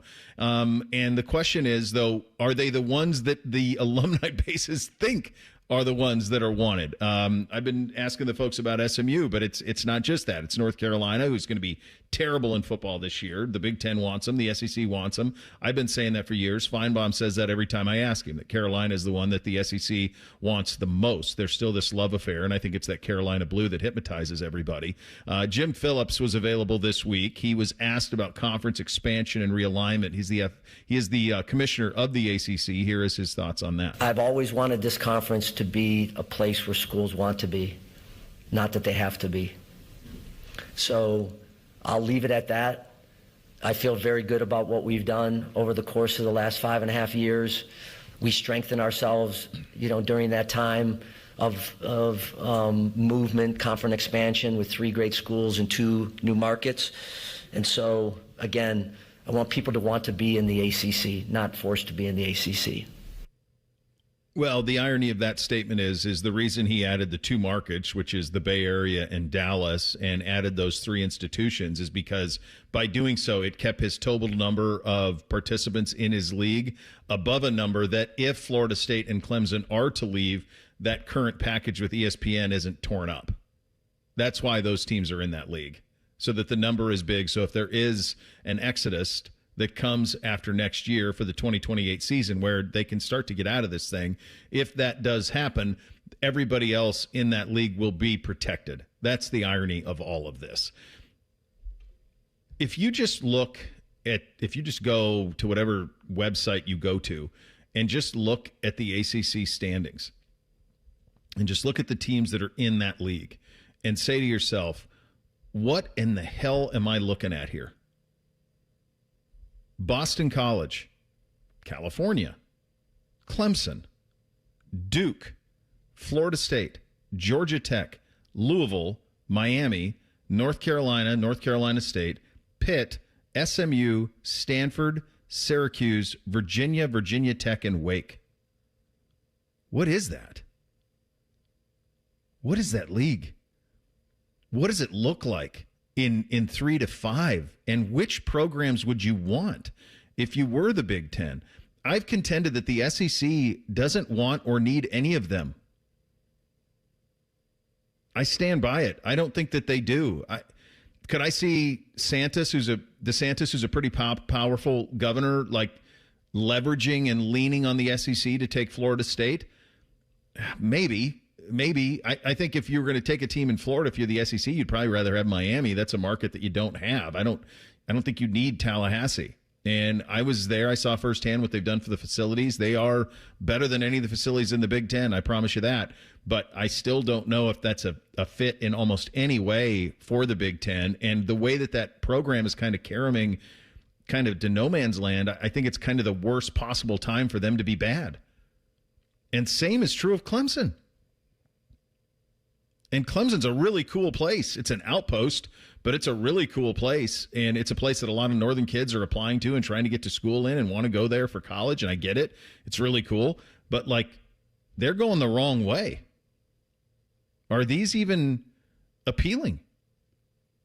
5 years ago, Clemson would have been the crown. I mean, the eye of the SEC's eye, or the apple of the SEC's eye. But now I don't even think they would take Miami. But I think what the SEC is, they would only do expansion if the Big Ten was. They wouldn't be the one to initiate conference expansion. They would just. So many people that are so much smarter than me than this have said that the SEC is fine just standing pat. And why wouldn't they be? And for ESPN, you're like, no, we're good, because if you want to add more schools, you're adding more inventory, and you're already not able to air all of the games you're contractually obligated to. So more just feels like the wrong direction for the SEC and for ESPN. I keep thinking that if you want North Carolina, you've got to take Duke. That's the ultimate. You got to go, but you got to take your little brother with you. There is no way that those two schools go to a different conference. Then they go together. I agree. And little brother is the correct term there, by the way. I saw the smile across your face when I said that. SMU, I feel, is like the only desirable one of these schools. Maybe Miami, but I don't know how long this can last. It feels like all of their big money boosters are getting investigated by another federal agency. I was thinking, for football purposes, there's no one other than Miami right now that's more appealing to SEC or even Big Ten. If you're going based off brand and history, then sure, Florida State and Clemson makes sense. SMU, I mean, they're kind of on the rise, so that makes sense that way. But, North Carolina is not for football. You're bringing them in for basketball purposes. And people see that Argyle, though, dude. They see the Argyle and they see the Carolina blue, and they can't see straight. They just do. It's intoxicating. I know, as you know. But I want them to be so bad this year that Bill Belichick does get out of there, so that they can just stop focus on being wanting to be a football school. They need to realize what they are, and that's why they're not going to be going to a Big Ten or SEC is for football, is the brand that they're going to bring with Jordan and with basketball and all that. And I was going to go exactly there, Reese, that if the only way that I want North Carolina to leave the ACC is if Duke's going with them, because that's a rivalry in basketball that you cannot only have one time a year. You have to do that twice. It just doesn't make sense to only play it once. Yeah, you could. I mean, I suppose they could get creative and try to do it out of conference twice. Everything I've been hearing is that the Big Ten doesn't have much interest in Duke. Yeah. And Tim May reiterated something I've heard for years, that the two ACC teams that the Big Ten would want are North Carolina and Virginia. They are intoxicated by the Tar Heels and the blue and the Argyle, and then at Virginia they're intoxicated by Thomas Jefferson. and all that goes with that. And so those are the two that I've always been told that the Big Ten would be those two. And I do think that what the Big Ten will do here is keep a very close eye out. If the ACC starts to crumble, does the Big Ten use that as a means to force Notre Dame's hand? Because I think that's their ultimate wish, is an ACC crumbles and you force Notre Dame into your league. And this has always only ever been about football. That's what it is. So Notre Dame is the biggest brand out there from a football standpoint. Florida State still has a big brand in football. Clemson's got a big brand in football. Miami's got a big brand in football. But Clemson and Florida State are deep south. They don't fit any more than Washington and USC and UCLA and Oregon fit. It doesn't make any damn sense to have all these teams in here. And if you're the Big Ten and you're going to do this, you have to decide, if we add these teams, are we exponentially growing the amount of money we can make to make up for it? And I don't know that it does too much. And I think it absolutely doesn't in the SEC. I just don't see how they would be better themselves financially by adding any of these, and that's what this is all about. Dabo Swinney, he's hanging in there, man. He had his availability yesterday. You think about it, this guy was, 5-10 years ago, this was the program. This and Bama, this was the top of the sport. It's been obviously a while since. Last year, they were the preseason favorites. They fell completely on their face almost immediately. He had his availability yesterday. Let's hear from him. Yeah, we earn that. You get what you earn. But at the end of the day, it's you just said it. If it was about what people predicted and what they said, we'd have won the national championship last year and won this league. But, we got what we earned. So, same thing. It's not about what people predict or say either. If they say you stink, it's about what you do. And so we're just focused on doing. It's hard to see any road path forward for them in this. And the irony of all of this for Florida State and Clemson is when it comes time for them to be able to leave the ACC and financially be able to afford it, their programs appear to be in the worst spot that they've been in a long, long time for both of them. So what is the appeal? We'll ask Mr. Finebaum about this in 2 minutes. Bishop and Friends right here on The Fan. Making ends meet matters for Ohio families. Congressman Mike Carey is working to help you keep more of what you earn and get the benefits you deserve. Mike Carey supported the Social Security Fairness Act, helping ensure public servants like teachers, firefighters, and police officers receive the full benefits they've earned. And Mike Carey is working to deliver tax relief for more Ohioans. Congressman Carey backed historic tax cuts for working families and seniors. That plan eliminated taxes on tips and overtime, expanded the child tax credit, and provided thousands in tax relief for Ohio seniors. Because whether you're working, raising a family, or planning for retirement, every dollar matters. Visit carey.house.gov to learn more or get help accessing benefits or dealing with a federal agency. Congressman Carey's office is here to help and fighting to help your family keep more of what you earn.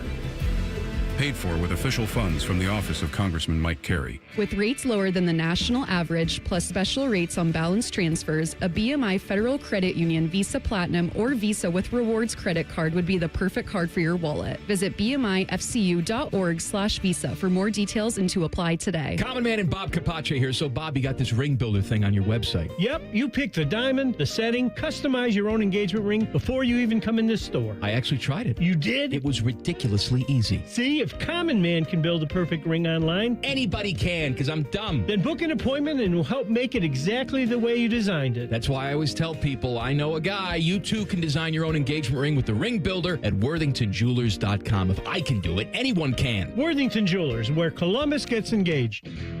CEC Turf and Tractor is growing. We're proud to welcome Green & Sons Equipment's Mount Sterling and Marysville locations. Same hometown service you trust, now with the strength of one of Ohio's largest Kubota dealers. Visit CECTurfandTractor.com today.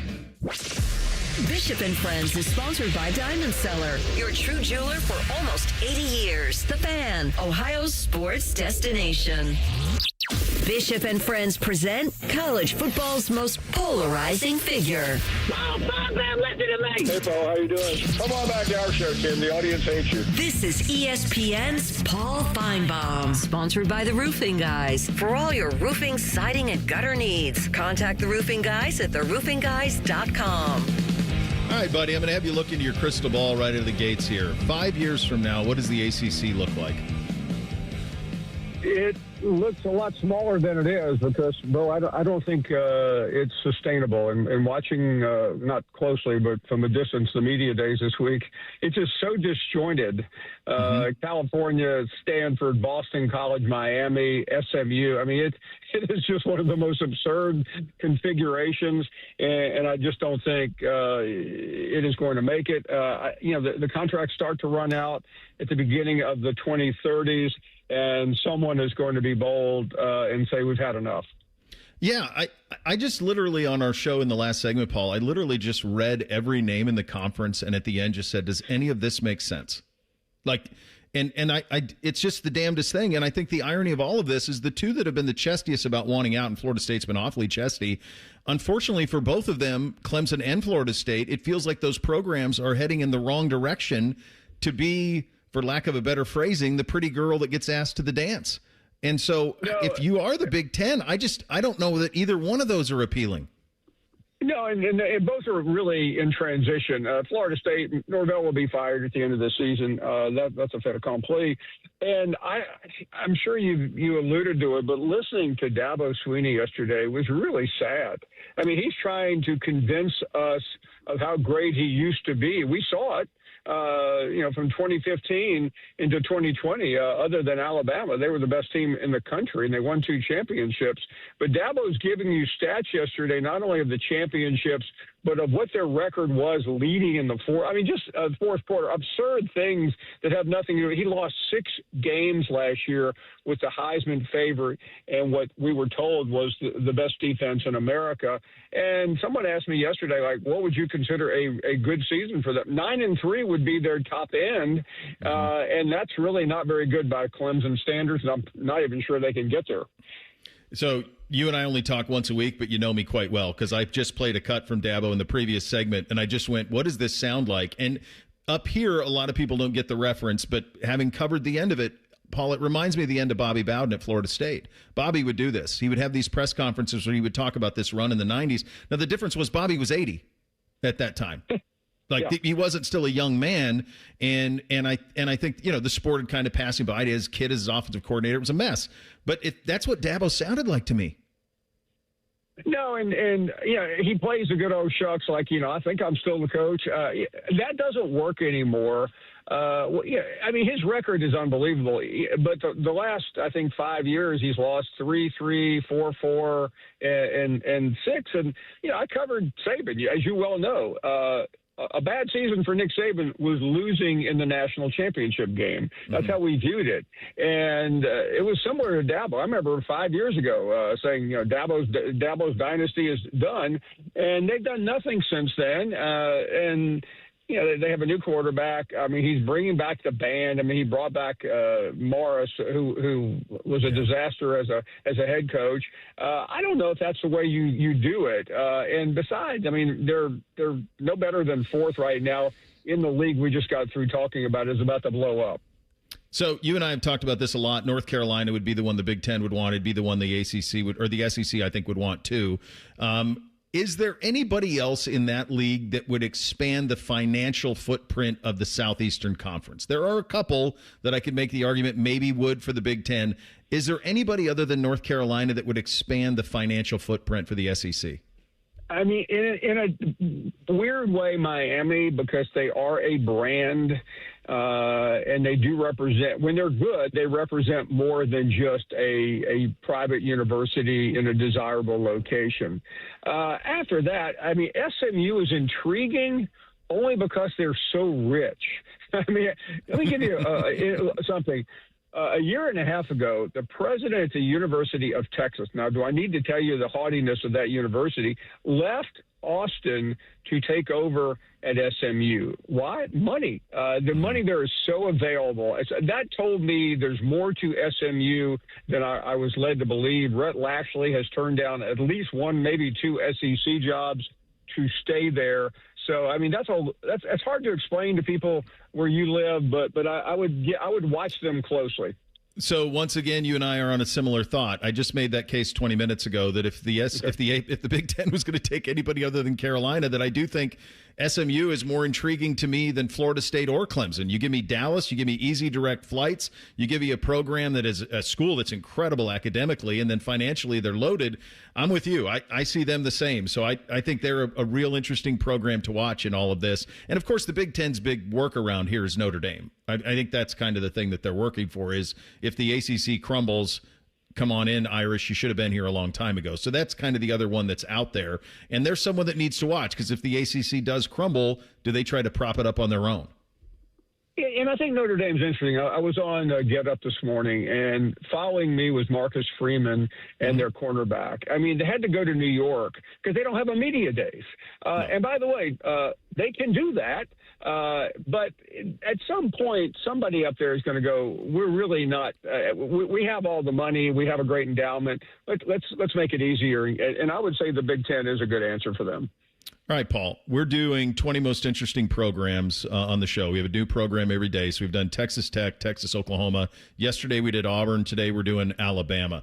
This is obviously a place you know quite a little bit about. I was doing the Auburn, and we never had made Auburn one of our 20 most interesting, but Alex Golish is a local guy. He's got that job, a little bit of momentum. I started to dig in on Auburn, and I don't know them the way that I know some of the programs down there. But financially, they're in a pretty good spot, and they've got some big money boosters that seem to be pretty organized. Meanwhile, the thing has changed at Alabama, obviously, with NIL and free transfer and all of it.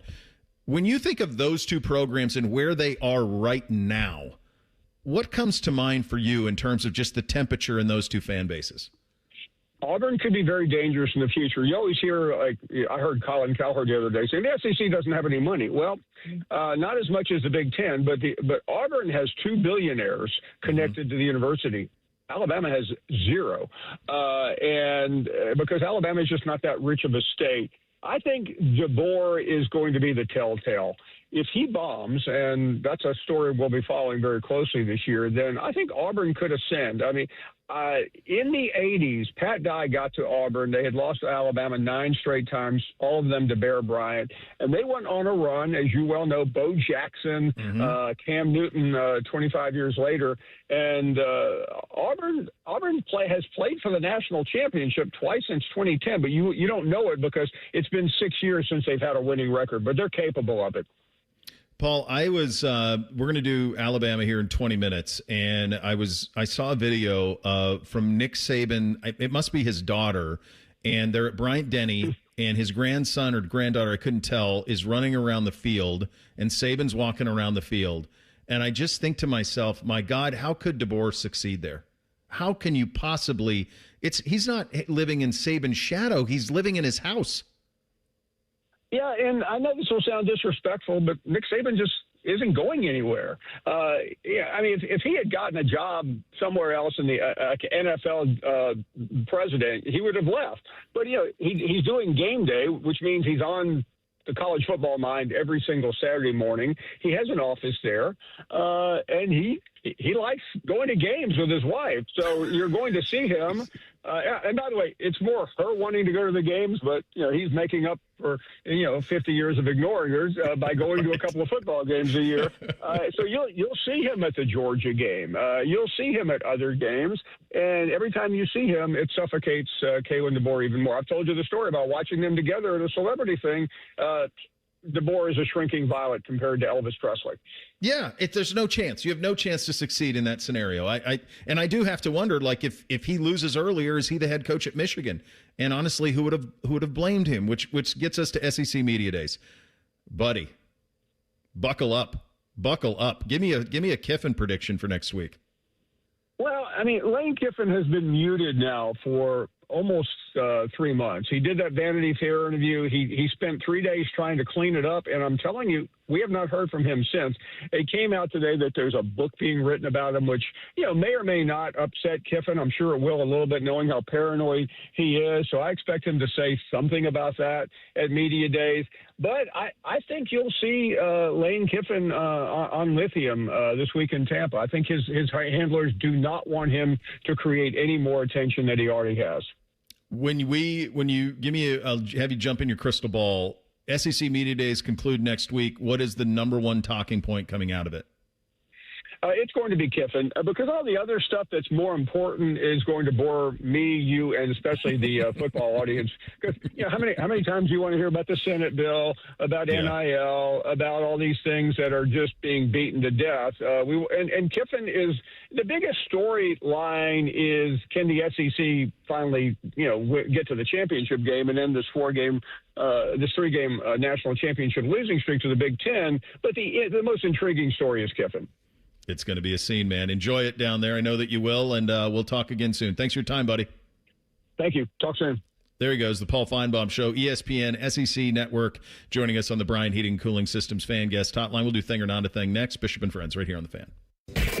Tweet from a listener. Are you carrying the Buckeye game today? Considering we've never not carried one, yes. The answer is yes. The Fan. For the ones who get it done, Grainger offers the professional-grade products you need, delivered when and where you need them. Call, click Grainger.com, or just stop by. Common Man here for my friends at Care Heating and Cooling. Summertime napping season is upon us. What's that mean? Well, that means for me, a little nap on the leather couch. I got the ceiling fan on, but if that AC's not working properly, that nap turns into crap. Am I right? You got to make sure that AC's in tip-top shape, and the only people to call are my friends at Care Heating and Cooling. The message on their homepage says, we care about your comfort, because they do. If you're not comfortable in your own home, they start to get itchy and scratchy. Here's what you need to know about my friends at Care. They've won the Lennox Centurion Award for 17 years in a row. Now, if you're not in the biz, you don't know what that is, but I'm going to tell you, it's given to the top 5% of Lennox dealers in the country each year. Their service techs are the best in the business,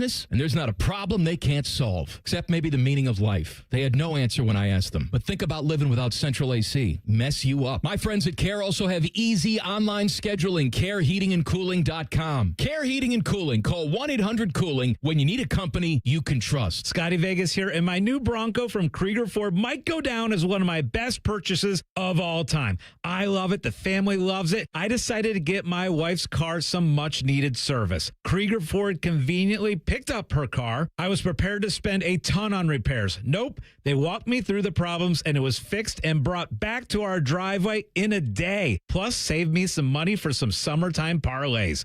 The Krieger Ford experience is awesome. See for yourself at KriegerFord.com. This is Lieutenant Governor Jim Tressel. If you're driving and take a quick glance at your phone, more can happen than you might think. Because taking your eyes off the road for even just a moment is like driving the entire length of a football field blind. Don't let those few seconds distract you from what's right in front of you. Phones down, eyes up, Ohio. It doesn't have to be the holidays for you to donate to a Salvation Army Red Kettle. Now through August 1st, you can give a little, change a lot. The Salvation Army is partnering with Atlas Butler and Jets Pizza to support local families at participating Kroger and Walmart stores. SalvationArmyCentralOhio.org for locations. We've got a double jackpot alert. There's over $1 billion up for grabs right now. Tonight's Ohio Lottery Mega Millions jackpot is $672 million. And don't forget your Powerball tickets too, with Saturday's jackpot at $526 million. Play today. If scratching is more your style, check out the new $50 Millionaire Blowout Scratch-Off for a shot at $1 million instantly. Or pick up any Ohio Lottery Scratch-Off to put a little play in your day. Lottery players are subject to Ohio laws and commission regulations. Play responsibly. Got a craving for scratch-made food, ice-cold 29-degree beer in every game on wall-to-wall TVs? Head to Twin Peaks, your ultimate sports lodge. Great views, killer eats, colder beer, Twin Peaks. Eats, drinks, scenic views. No! USA is up 2-0. That is the most dangerous lead in soccer. Relax, Mike. See that, Dan? My left eye is twitching. That's my warning eye. It'll be 2-2 by stoppage time. It's never wrong. With early payout from Bet365, I got paid the second they went up 2 goals. So to me, it's now the safest lead. Early payout from Bet365, huh? Now my right eye is twitching, Dan. Bet365. Winning is everything. Gambling problem? Call 1-800-MY-RESET. 21 plus only. Must be physically located in Ohio. T's and C's apply. In-app only. The Reds are on the radio. Swung on, crushed, high, deep, left field. There it goes. A 3-run go-ahead blast for Eugenio Suarez. They're waving around Friedel. Up throwing Anthony. Throw to the plate, not in time. And the Reds walk it off off at 11, 6-5. The quest for October baseball is underway. Hear all the action all season long on your home of the Reds.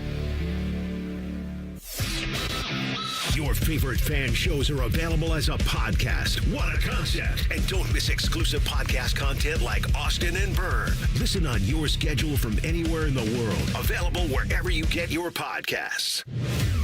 The Fan Poll is sponsored by JT's Pizza and Pub, home of award-winning pizza and $2 tall boys.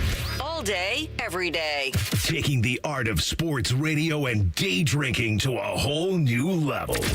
You're listening to Bishop and Friends. All right, time for a little thing or not a thing on a Friday. Hit it, fellas. Thing or not a thing. Sponsored by Billiards Plus. Find your next grill and everything you need for the master griller. Billiards Plus on Dublin Center Drive in Dublin. So on Saturday, September 5th, Texas Tech is going to host Abilene Christian. They will be doing so on the field at Galaxy Stadium. The Red Raiders announced today a 15-year landmark naming rights deal with Galaxy for their stadium and to incorporate NIL opportunities and investments into the West Texas region. So Galaxy is a global technology and financial services company building the on-chain finance and AI infrastructure foundational to the code economy. That's according to the release. They work in financing with data centers and other AI stuff, and they're located just outside of Lubbock, Texas. Galaxy Stadium, thing or not a thing? You know, as stadium naming rights go, you could do worse. I mean, it's got a decent ring to it. I mean, Galaxy Stadium doesn't really fit like when I think of West Texas and Landman and Friday Night Lights and all the stuff that you think of when you think of West Texas. But just from a name standpoint, you could have done a whole lot worse. So, by the way, get used to it. Get used to it. You're going to see that this is the old phrase we use all the time. This is found money, and you're going to have to find some. So Ross Bjork's going to be doing this. Whoever's going to be the new athletic director at Michigan's going to be doing it. They're going to do it at Penn State. They'll be doing it everywhere because you have to find some money. So it's a really smart thing, and I do think as taking the money for the found money thing goes, Galaxy's not so bad. You could have done a lot worse. Yeah, I don't mind that name. It's not bad. I think it is a thing because, like you just mentioned, Beau, I was kind of going to go there. It could be a ripple effect of down the line if we're going to now see more programs and universities add sponsors to their stadium titles or something like that. I mean, we've been talking about a lot here in Columbus about jersey patches and if stuff could come to the shoe at some point. And I really don't think it's out of the realm of possibilities happening very soon, like within the next year, and maybe even shorter than that. So I think that's why this is a thing, is because it could cause some more movement with some other universities. Yep.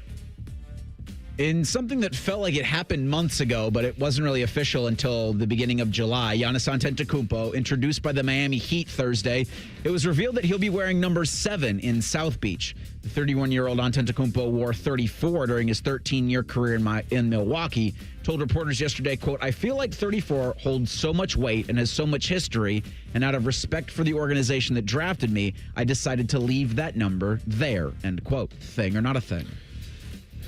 I think Giannis is just a little too nice of a guy.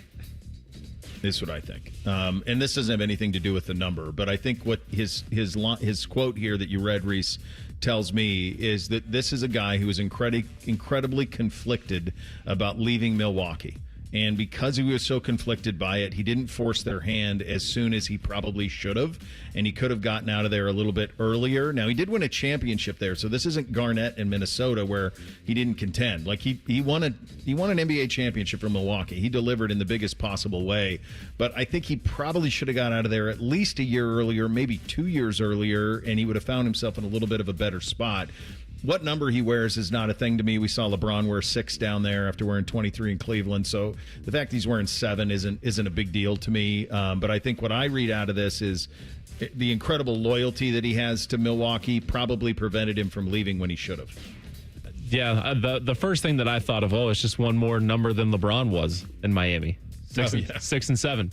But I think the Bucks did a horrible job in this whole process of just now making this move because of the draft capital that you got with it. Like, this draft class was one of the greatest that we've ever seen. And if you made that move well before, I mean, you could have been higher in the lottery then to maybe where you can get in position. I mean, shoot, if we follow the trends, if you trade your star like Nico Harrison, then you're gifted with the number 1 overall pick. Then that may have been a case for Milwaukee. They trade Giannis during the season, and then maybe they end up with Debanza or Peterson, Boozer or Wilson, one of the 4. But no, you're not, and now you're in a rebuild process that who knows how long that's going to take. We had Conor McGregor's return last weekend. July 11th was the 69-second comeback at UFC 329. The return did drive record streaming numbers for Paramount Plus. Nearly 16 million viewers. It peaked at 8 million. It's the platform's second most watched live broadcast after the 2024 Super Bowl. McGregor does have one more fight he's contractually obligated to fulfill. Back in January, Paramount Plus debuted the UFC after signing a $7.7 billion deal over the next 7 years. Thing or not a thing? This isn't a thing for me because I don't do UFC. It's just I don't have an interest in it. I know McGregor is a star, obviously, and I think what we are reminded, and we've seen this in boxing and UFC in recent years. Like, didn't McGregor fight Floyd Mayweather or something? Yes. At one point, we've seen like these guys fight like the Paul guys. Like they fight some of these guys.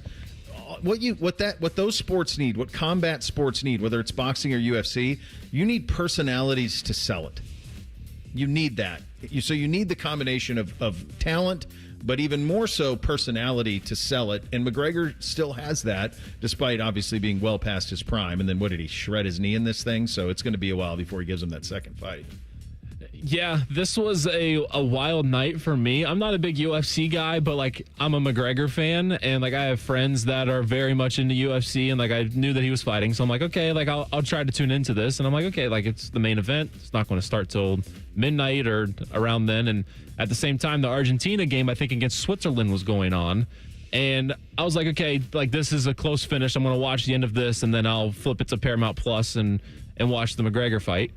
That game ends. I flip it to Paramount Plus, and they're just congratulating whoever he fought. And I'm like, what happened? It's not even midnight yet.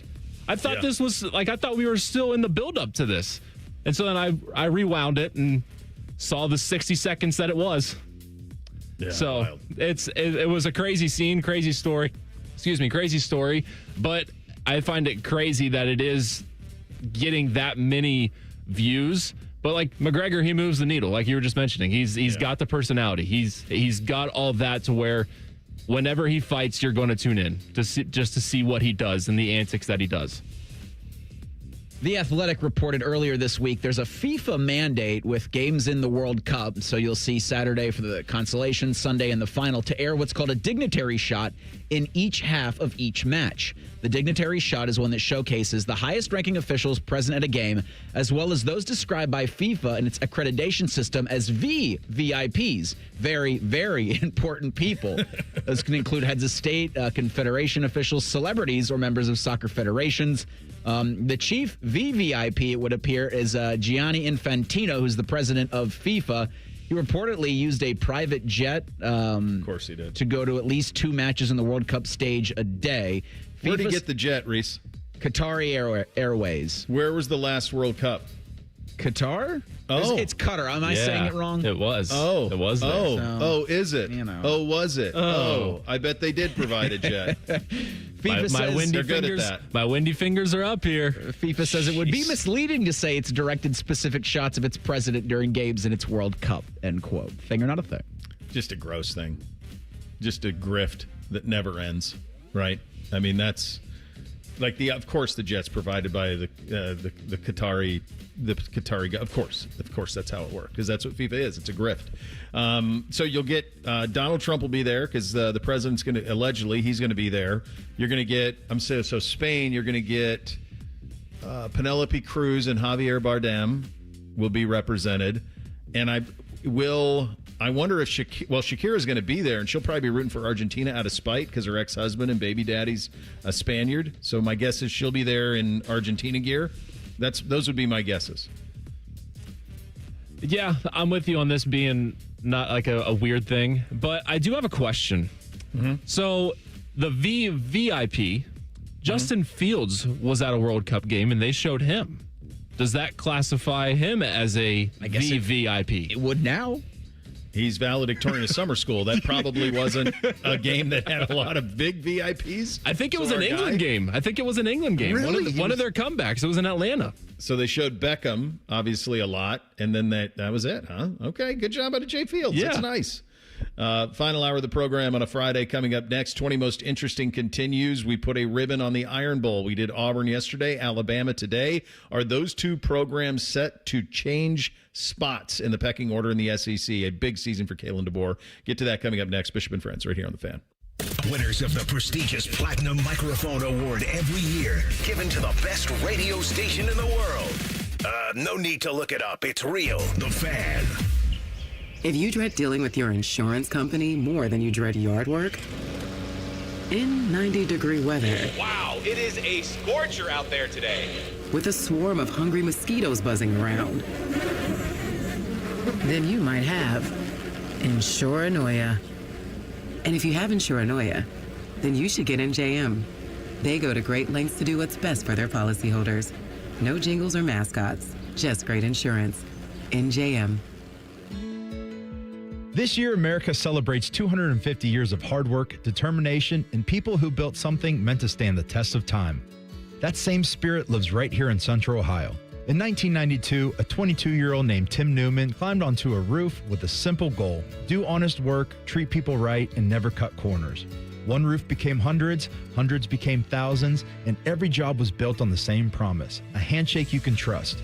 Today, a third generation of the Newman family is helping carrying that legacy forward, making sure the company will be here for your family, just like it's been for your neighbors for more than 3 decades. When it's time for a new roof, siding, or gutters, choose the company that's built its reputation the same way America was built, through hard work, integrity, and pride. Family-owned, locally based, American proud. Newman Roofing. Call Newman Roofing today at 614-NEW-ROOF or visit online at newmanroofing.com. Don't just get a new roof, get a Newman roof. T-Mobile has an exclusive bundle for customers 55 and up. I'm Sarah Bowl. Yeah, I'm Frank Bowl. A reliable network is key for us. And with T-Mobile, it's been wonderful. And going to the 55 plus plan saved us so much money. A lot. And that's important, trying to keep costs down. The home internet's been perfect. It's fast, it's quick. The setup was so easy, it took less than 15 minutes. It was like, ta-da! If you want simplicity, coverage, reliability, you want the whole package, T-Mobile has it. Right now, T-Mobile customers 55 and up can get 2 phone lines on America's best network, plus America's fastest 5G home internet for just $30 each. $30 per month each line with autopay plus taxes and fees. Minimum age 55. Pricing for home internet rely on 2 lines of essentials. Choice 55. $35 connection charge per line required. Best mobile network and fastest 5G home internet based on analysis by Oak Cliff Speed Test Intelligence Data 2H 2025. All rights reserved. When you first saw her, she was out walking her dog. You didn't notice her at first. But when you finally did, it was too late. Because at that moment, you were speeding. She was out walking her dog and only had a second to let go of the leash. Your foot was on the gas, and her life was on the line. Speeding catches up with you. Paid for by NHTSA. Every summer morning is different. Luckily, Tim Hortons has a breakfast wrap for every morning. Kick off your summer with the bold new steak and egg wrap. Start your morning fresh with the egg white and Swiss wrap. Or keep it classic with the grilled breakfast wrap. No matter what summer mood you're in, you can always find a wrap at Tim Hortons. Your morning happy place. big celebrations call for even bigger savings. Diamonds Direct is celebrating 30 years of sharing life's biggest moments with you with up to 30% off select styles, with 15% off virtually everything else in the showroom. The Diamonds Direct anniversary sale is only through July 26th, and we don't want you to miss it. Whether you've been waiting for the right moment or you just found your reason, this is it. Come find yours before the sale ends. Visit diamondsdirect.com or find a store near you. Call the folks at Buckeye, night or day. My AC stopped working. Your competition says it's fried. When I saw their cost to replace it, I could have just died. We can give a second opinion, give you options and advice. We'll strive to earn your trust and make you a client for life. Get a free second opinion. Replace or repair. Call 614-683-9911. Call the folks at Buckeye, night or day. In the military, the mission was clear. You knew what to do. Now, the mission has changed. Stepping into civilian life isn't about finding a job. It's finding your purpose. I wanted a career that would leverage the skills and discipline I gained in the military. IT just felt right. My Computer Career offers class schedules that fit into your life and skills in high demand. Put your VA benefits to work. Visit mycomputercareer.edu/CWP to jumpstart your IT career today. An elite CompTIA certification partner. Financial aid is available to those who qualify, including VA benefits. Broadcasting live from the McDaniel GM Superstore Studios, driving excellence since 1916. Chevrolet. Together, let's drive. WBNS HD1 Columbus. Good morning, I'm Eric Reeser. Only 6 golfers have shot a 62 in a major championship. 2 of those recorded this morning in the second round of the British Open. American Sam Burns and Australian Lucas Herbert were pretty good Friday at Royal Birkdale. Herbert has the lead at 8 under. Burns is 3 back at 5 under. Jackson Suber and Cam Young are 2 off the lead at 6 under. Defending champion Scotty Scheffler is at even. Looks like the projected cut line will be right there at the end of today. In soccer, Spain takes on Argentina Sunday at 3 in the World Cup final. England and France play Saturday at 5 o'clock in the consolation game in Miami. The Columbus Crew back from the World Cup break next Wednesday, hosting NYCFC. The black and gold signed defenseman Eric Bailey this morning, the 32-year-old from the Ivory Coast, made 70 appearances for Manchester United from 2016 to 2023. This update sponsored by BMI Federal Credit Union. Take a vacation from high interest rates with special rates on balance transfers at bmifcu.org/consolidate. Distilled sports discussion served in light beer quantities. You're listening to Bishop and Friends. So Christopher Nolan's The Odyssey opens this week. It's being lauded as, maybe his finest film, and that's saying something because he's got a lot of them. USC 13 hours ago tweeted out, "Our Odyssey begins August 29th." And it had a picture of the Trojan helmet with the feathers and all of that. And it says The Odyssey, 8/29/26. USC's a great school, right? It's really, really tough to get in there. I think it's a great school. They know what happens in The Odyssey, right? Yeah, not grow. They might not. The Trojans lose, as it turns out. They lose in that. Yeah, it doesn't sound like they know about it. Do you guys know who they open with?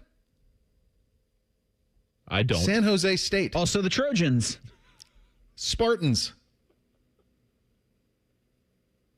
Spartans and Trojans. Oh, no, so San Jose State's the Spartans. They're the Yes. Troy. That's right. They're the Trojans, for God's sakes. They're playing the Spartans.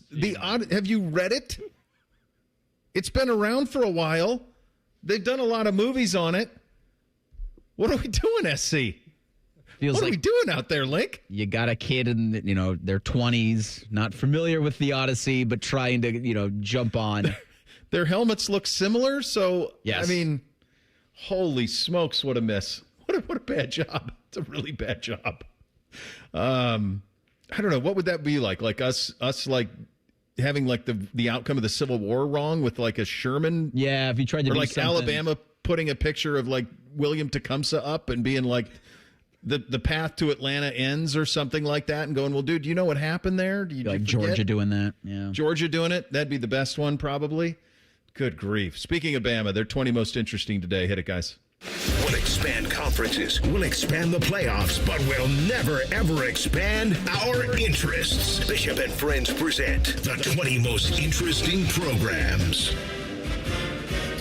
And today we center on the Crimson Tide of Alabama. Just 7 returning starters for Alabama, 3 on offense, 4 on defense. They were pretty active in the portal. They got Noah Rogers, receiver out of NC State, in the portal. Ryan Williams comes back for his 3rd year. He's added a name and a hyphen to his name. He's now Ryan Coleman Williams. He was really uneven last year. A lot of drops after a sensational rookie season, and kind of came back to earth a little bit. We got a couple of their defensive players are going to start for us. So they had some exodus on that side of the ball as well. Last year they went 11-4 overall. They did go 7-1 in the SEC. They got whipped by Georgia in the SEC title game 28-7.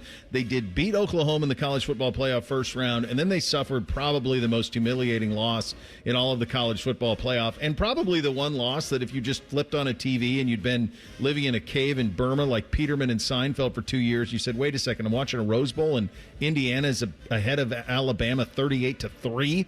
But that happened, and the fallout from that, I think, was pretty significant. This is, I don't know if it's a do-or-die season for Kalen DeBoer, because I don't know if they have the money to do his buyout, but it certainly feels like that. There's no question that you can ask yourself, if they lose to Oklahoma in the college football playoff first round, as Reese alluded to earlier, is Kalen DeBoer the head coach at Michigan? And my sense is that he maybe did. In recruiting, they're doing a pretty good job. They're had the 3rd best class in 2026. 39th and 27, but that's pretty early. Transfer portal grade was about 18, somewhere in there. DeBoer is entering his 3rd season in Tuscaloosa. He's a great coach, but that's just a really tough circumstance. He's 20-8 overall, 12-4 in SEC play. My warning to them if they run him is be careful what you wish for, because I think that job is dramatically more difficult now than it's ever been. I mentioned this with Paul when he joined us at 10:30, and you can listen to that interview wherever you get your podcast. I know we put it up on social as well. When Bobby Bowden left Florida State, he moved out of Tallahassee. He moved back to Birmingham, still kept his house in Tallahassee, but moved back to Birmingham, and then he spent time between Birmingham and his beach house in Panama City. Nick Saban lives in Tuscaloosa. He has an office in Bryant-Denny Stadium. I mentioned this video I saw on social of his daughter, I think, with his grandson or granddaughter running around the field at Bryant-Denny Stadium as Saban's walking with them. How in the hell can Kalen DeBoer ever have success there? I don't know how you could ever escape it, guys. And so he coaches that this season with that. He's got to deal with a quarterback competition with Austin Mack and Keelan Russell. Russell was a number 1 quarterback a couple of years ago, redshirt freshman. Austin Mack is a redshirt junior. So that's where this thing kind of stands in terms of where they're at. They have some talent. They've recruited well. They're not what they once were under Saban. Here's a hint, guys. They're never going to be what they were under Saban. That's over. That type of stockpiling of talent is done. And it feels like that this program either has struggled to adapt to the new era of college football or can't, because they don't have the finances to keep up. Now, just 2 days ago, they flipped an Auburn commit in the class of 2027. So Alabama's always going to be able to recruit with some of the top teams in the SEC. I just don't know if they're going to be able to land them right out of high school or land them outside of the portal for a second chance. You know, in terms of actually sealing the deal on some of these recruits, because it's Alabama, and they're for at least the next 10 years going to have they're still going to be Alabama, damn it. But I do wonder, with the money in the state of Alabama kind of skewing Auburn, if War Eagle's not able to swoop in and gobble up the 5 stars that are at least in that state.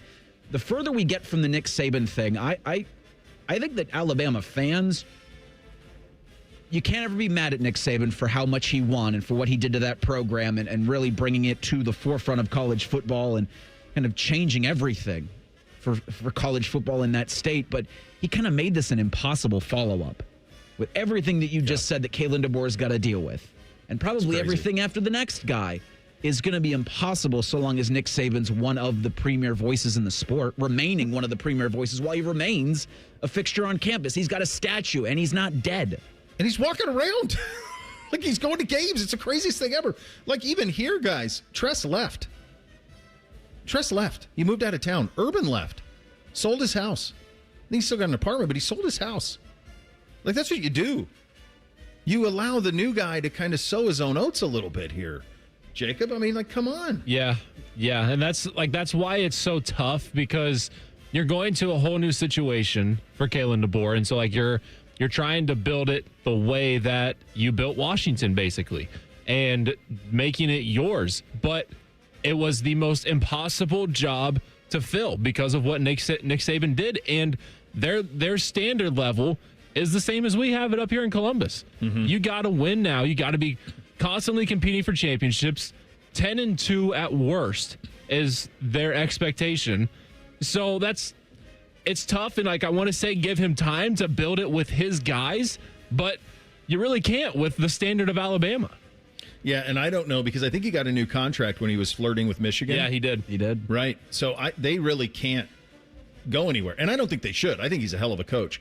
Just a history lesson, though, for the people and the young kids out there who think that Alabama's always just been what they were under Saban. Go back to after Gene Stallings, who's the previous head coach who won a national championship at Alabama. They hire Mike DeBose. He goes 4-7, 7-5, 10-3, 3-8. Then he's fired. They hire Dennis Franchione. He goes 7-5, 10-3. Then leaves Alabama to go coach Texas A&M. So think about that. Then they hire Mike Shula. Mike Shula goes 4-9, 6-6, 10-2, 6-6 before they luck into Saban, and they really lucked into him. Like if Saban gets Drew Brees at Miami, maybe he never goes there.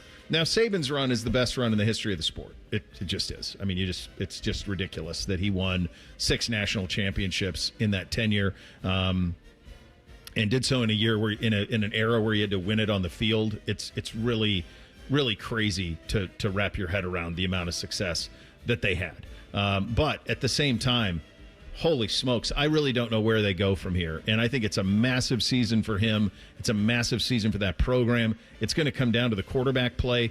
Their schedule is, I mean, you got to give them some credit. Like they play the hits, man. They're playing Florida State this year. Florida State's not what they used to be, but they go East Carolina, then at Kentucky week 2, Florida State week 3, South Carolina week 4, at Mississippi State, Georgia again back on the schedule, and that's traditionally not the case.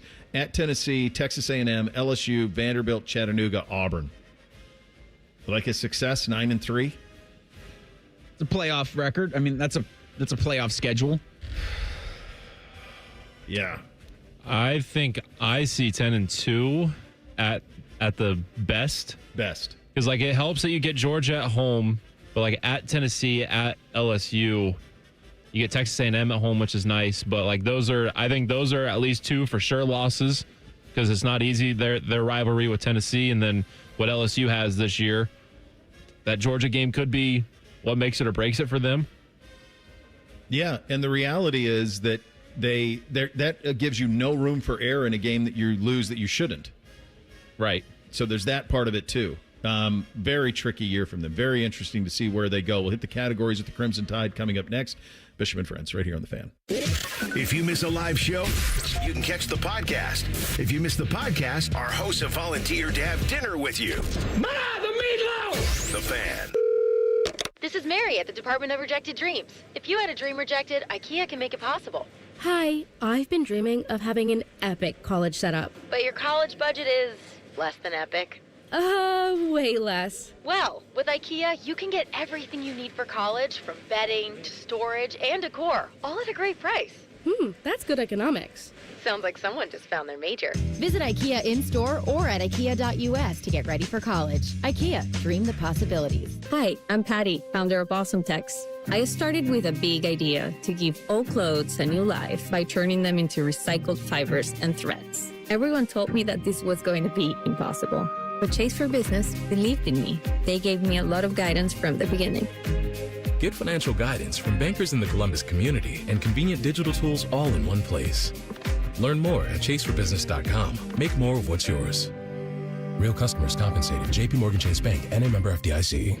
At CEC Turf and Tractor, family means everything. That's why we're proud to welcome Green & Sons Equipment's Mount Sterling and Marysville locations to the CEC family. We're honored to carry on the relationships Green & Sons has built in these communities for generations while expanding our ability to serve you with more parts, more inventory, and faster response times. As one of Ohio's largest Kubota dealers, CEC Turf and Tractor is growing without losing sight of what matters most: hardworking people, trusted relationships, and hometown service. Visit CECturfandtractor.com today for all your Kubota needs. Summer is here, and there's no better time to upgrade your ride than at Germain Toyota of Columbus. Whether you're towing the boat, heading to the lake, or planning the ultimate family road trip, now's the time to save. Get $299 APR financing for up to 72 months on the 2026 Toyota Tundra, or lease the 2026 Camry LE for just $319 a month for 36 months and $399 due at signing and 10,000 miles per year. Make this your summer adventure with the team at Germain Toyota of Columbus, conveniently located at the corner of I-70 and Bryce Road, or shop anytime at germaintoyota.net. Germain Toyota of Columbus, where summer savings are in full swing. Summer doesn't start until you've had UDF peach ice cream, made with hand-picked peaches at our dairy right here in Ohio. So have a peach sundae, a peach shake, a peachy cobbler ice cream quake, and start your summer now, only at United Dairy Farmers. Peach season is here at UDF, but it won't last long. Right now, buy 2 large cartons of UDF peach ice cream for just $10. You're gonna want to stock up. Peach ice cream is back at United Dairy Farmers for a limited time. Common Man and Timmy here for our friends at Hollywood Casino Columbus. Hey, Timmy, that new hotel is open and it's amazing. It really is. Also, we have red, white, and win drawings on Saturdays in July. You can step into the flying cash machine for a chance to win up to $2,000 in pen cash. And the best part, all you can eat crab legs are back. Be here on Tuesdays in July and August from 4 to 10 for Canadian snow crab legs with butter, corn on the cob, and Hawaiian rolls. Yeah, Hawaiian rolls. Must be 21. Gambling problem? Call 1-800-589-9966. What defines Ohio? A place that dares to go first and never looks back. There's no slowing us down. In Ohio, we're powering America, discovering breakthroughs, driving the future, propelling tomorrow. At Jobs Ohio, our mission is clear. Strengthen job opportunities and empower Ohio's workforce. Ohio, our time is now. See Ohio's momentum at jobsohio.com/Ohio's time. Hello, it's John Kozik, founder and president of TurboTrack Realty, and I buy real estate as is, fast for cash. Give us a call today for an all-cash offer at 614-470-2000, 614-470-2000. I buy vacant properties, inherited homes, divorce situations, death in the family, apartment buildings, commercial properties. I even buy my tenants won't pay me the rent houses. Give us a call today for an all-cash offer at 614-470-2000, 614-470-2000. Have you ever met a man who wins money betting on tennis? Enter Scotty Vegas. Join Scotty and Dave Biddle for On the Money. Presented by Ohio for Responsible Gambling. Sunday mornings at 9 on The Fan. Fan weather. From the Logan AC and Heat Services Weather Center. After that very smoky start to the day, conditions gradually improve through the afternoon and especially toward the evening hours. Partly cloudy skies develop. It'll be warm with highs around 90. A couple of showers and storms are possible later today as well. For the overnight hours, partly cloudy skies, mid-70s. Saturday, warm, humid, breezy at times. Highs in the upper 80s with scattered showers and thunderstorms mainly in the afternoon and evening. For The Fan, I'm 10 Weather Impact meteorologist Justin Gertz. Miss a little, miss a lot. Catch Bishop and Friends wherever you get your podcasts. It's free. Sponsored by Atlas Butler Heating, Cooling, and Plumbing. The Fan. Beau knows many people. He talks to the interesting ones on this show. This is Bishop and Friends.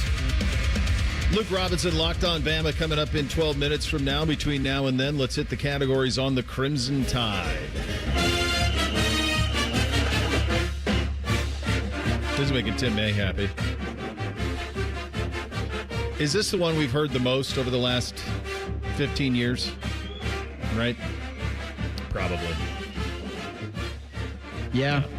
Alabama. Done a lot of this in the Saban run. All right, guys, the categories, we kick it off. College football 26 adaptability grade, Reese. I think it's a C+, slightly above average. Interesting, I was looking at their schedule, and at rolltide.com/sports/football/schedule, all of their games have a presenting sponsor. All of their home games are presented by a different company. Like I see Chevron, I see Coca-Cola, I see Regions. So they're trying to do everything they can, similarly to how Ohio State's just trying to find money where it can. Obviously, Kalen DeBoer is not the recruiter that Nick Saban is, but it's, I think, above average because they've still got a little bit of that shine. Yep. I think I'm going to go straight C because, like, when I think of this, I think of recruiting mostly and transfer portal and how you're handling NIL and divvying that out. And all their best players have just come up here. Caleb Downs, Seth McLaughlin, the two guys this year, Quay Russaw, James Smith, like. How about our quarterback? Julian Sayed too. Exactly. So I don't think they've really killed it in the transfer portal on their end, and they're losing all of their top guys and really just helping us out, making it a pipeline from Tuscaloosa to Columbus and then the NFL, I guess. Yeah. So I don't know. I think it's a C for me. I think it's a C+ right now, but I think Saban knew it was an F, and that's why he left. He knew what was coming.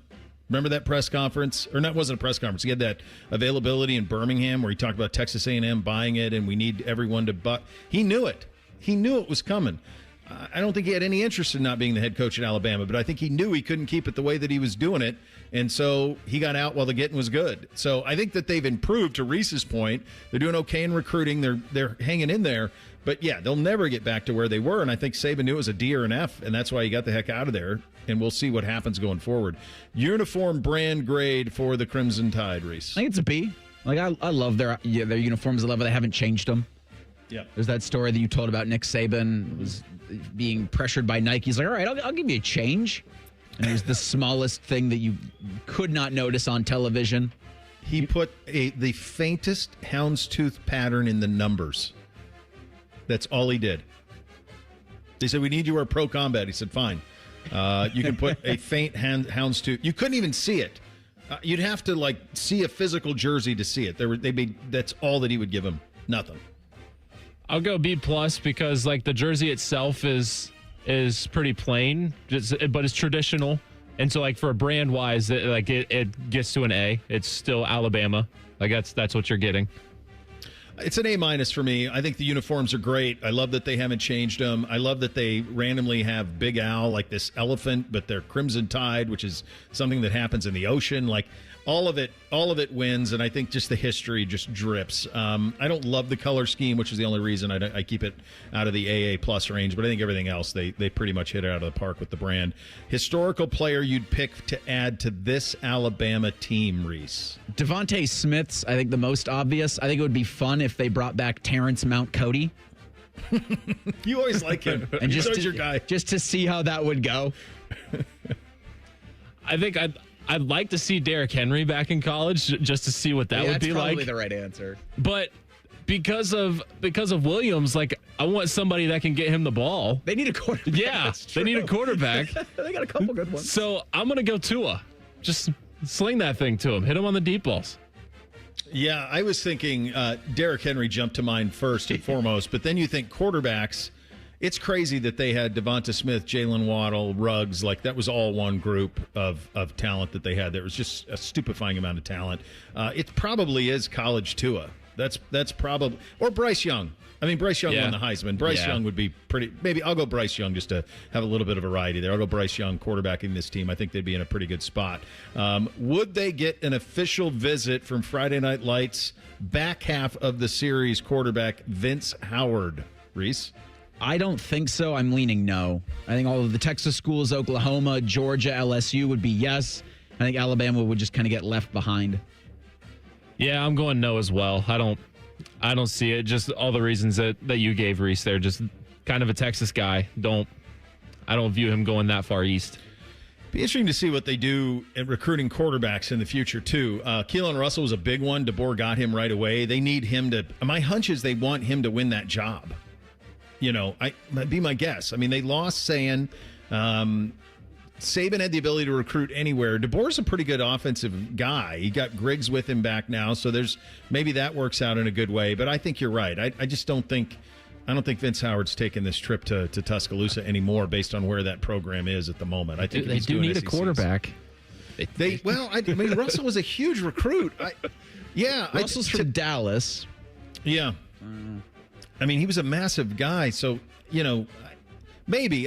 To me, though, I think I'm with you guys on your read of Vince. I think it's more of a Texas. I'm sure he'd look at Ohio State, maybe USC for the glamour, those type of places. I don't know that you're going to see him in Tuscaloosa. That doesn't feel like a fit. Coach grade for Kalen DeBoer. How do you see it, Reese? I'm going to give him a B.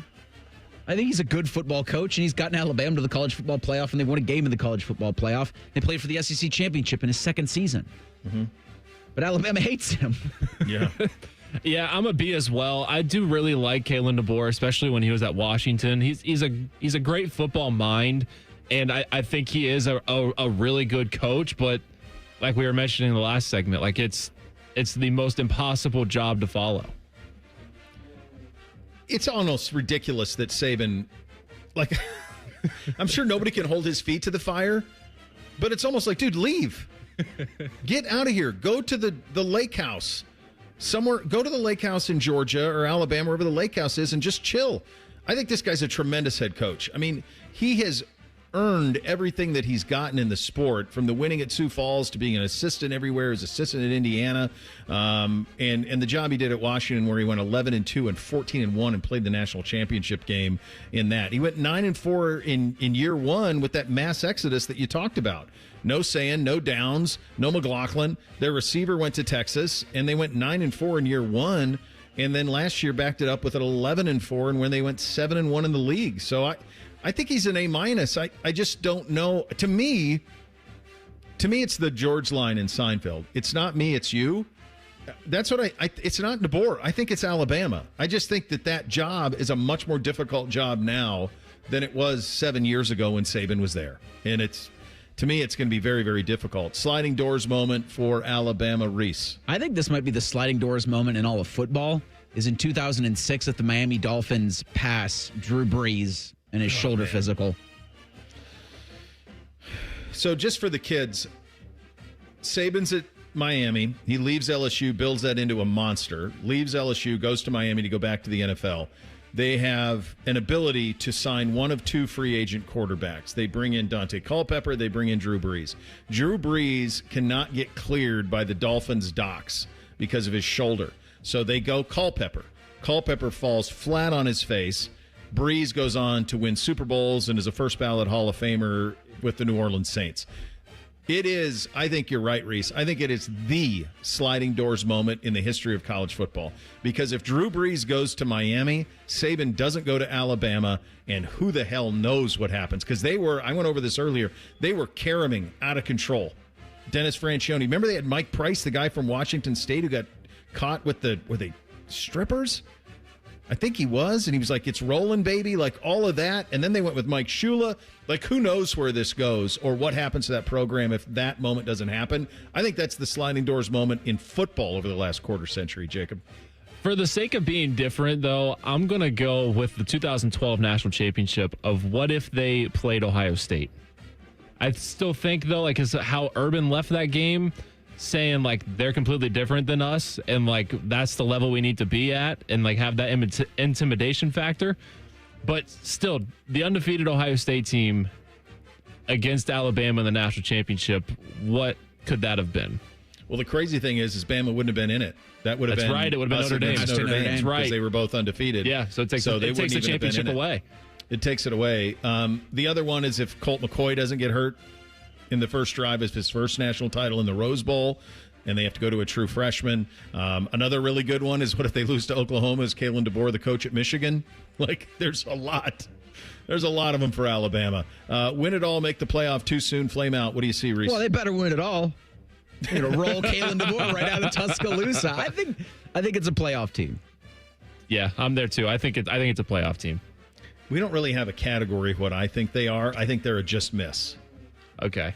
I can be talking to that, yeah. I think they're going 9-3, and I think they're going to be like ranked 15th in the country, and they're going to be one of these teams that Paul Finebaum's on saying, we got their schedule, they got to get them in. Like that, Sankey's going to be lobbying them. To me, I feel like they just miss it a little bit. This is why we need expansion. Oh, yeah. Expand it to 64. Why stop? Luke Robinson in 2 minutes behind enemy lines with the Tide. Bishop and Friends right here on The Fan. Bring bold flavor to every cookout with Billiards Plus. Shop top-of-the-line grills and turn every cookout into a win. Then bring the fun inside with pool tables, shuffleboard, and more. Everything for the ultimate game room. Billiards Plus. Grills, games, and good times. Online or on Dublin Center Drive in Dublin. Getting a speeding ticket can ruin your day. But what about that cyclist? Or the pedestrian crossing the street? If you hit them while speeding, you'll do more than just ruin their days. That's why tickets are more than just a fine. They're a second chance.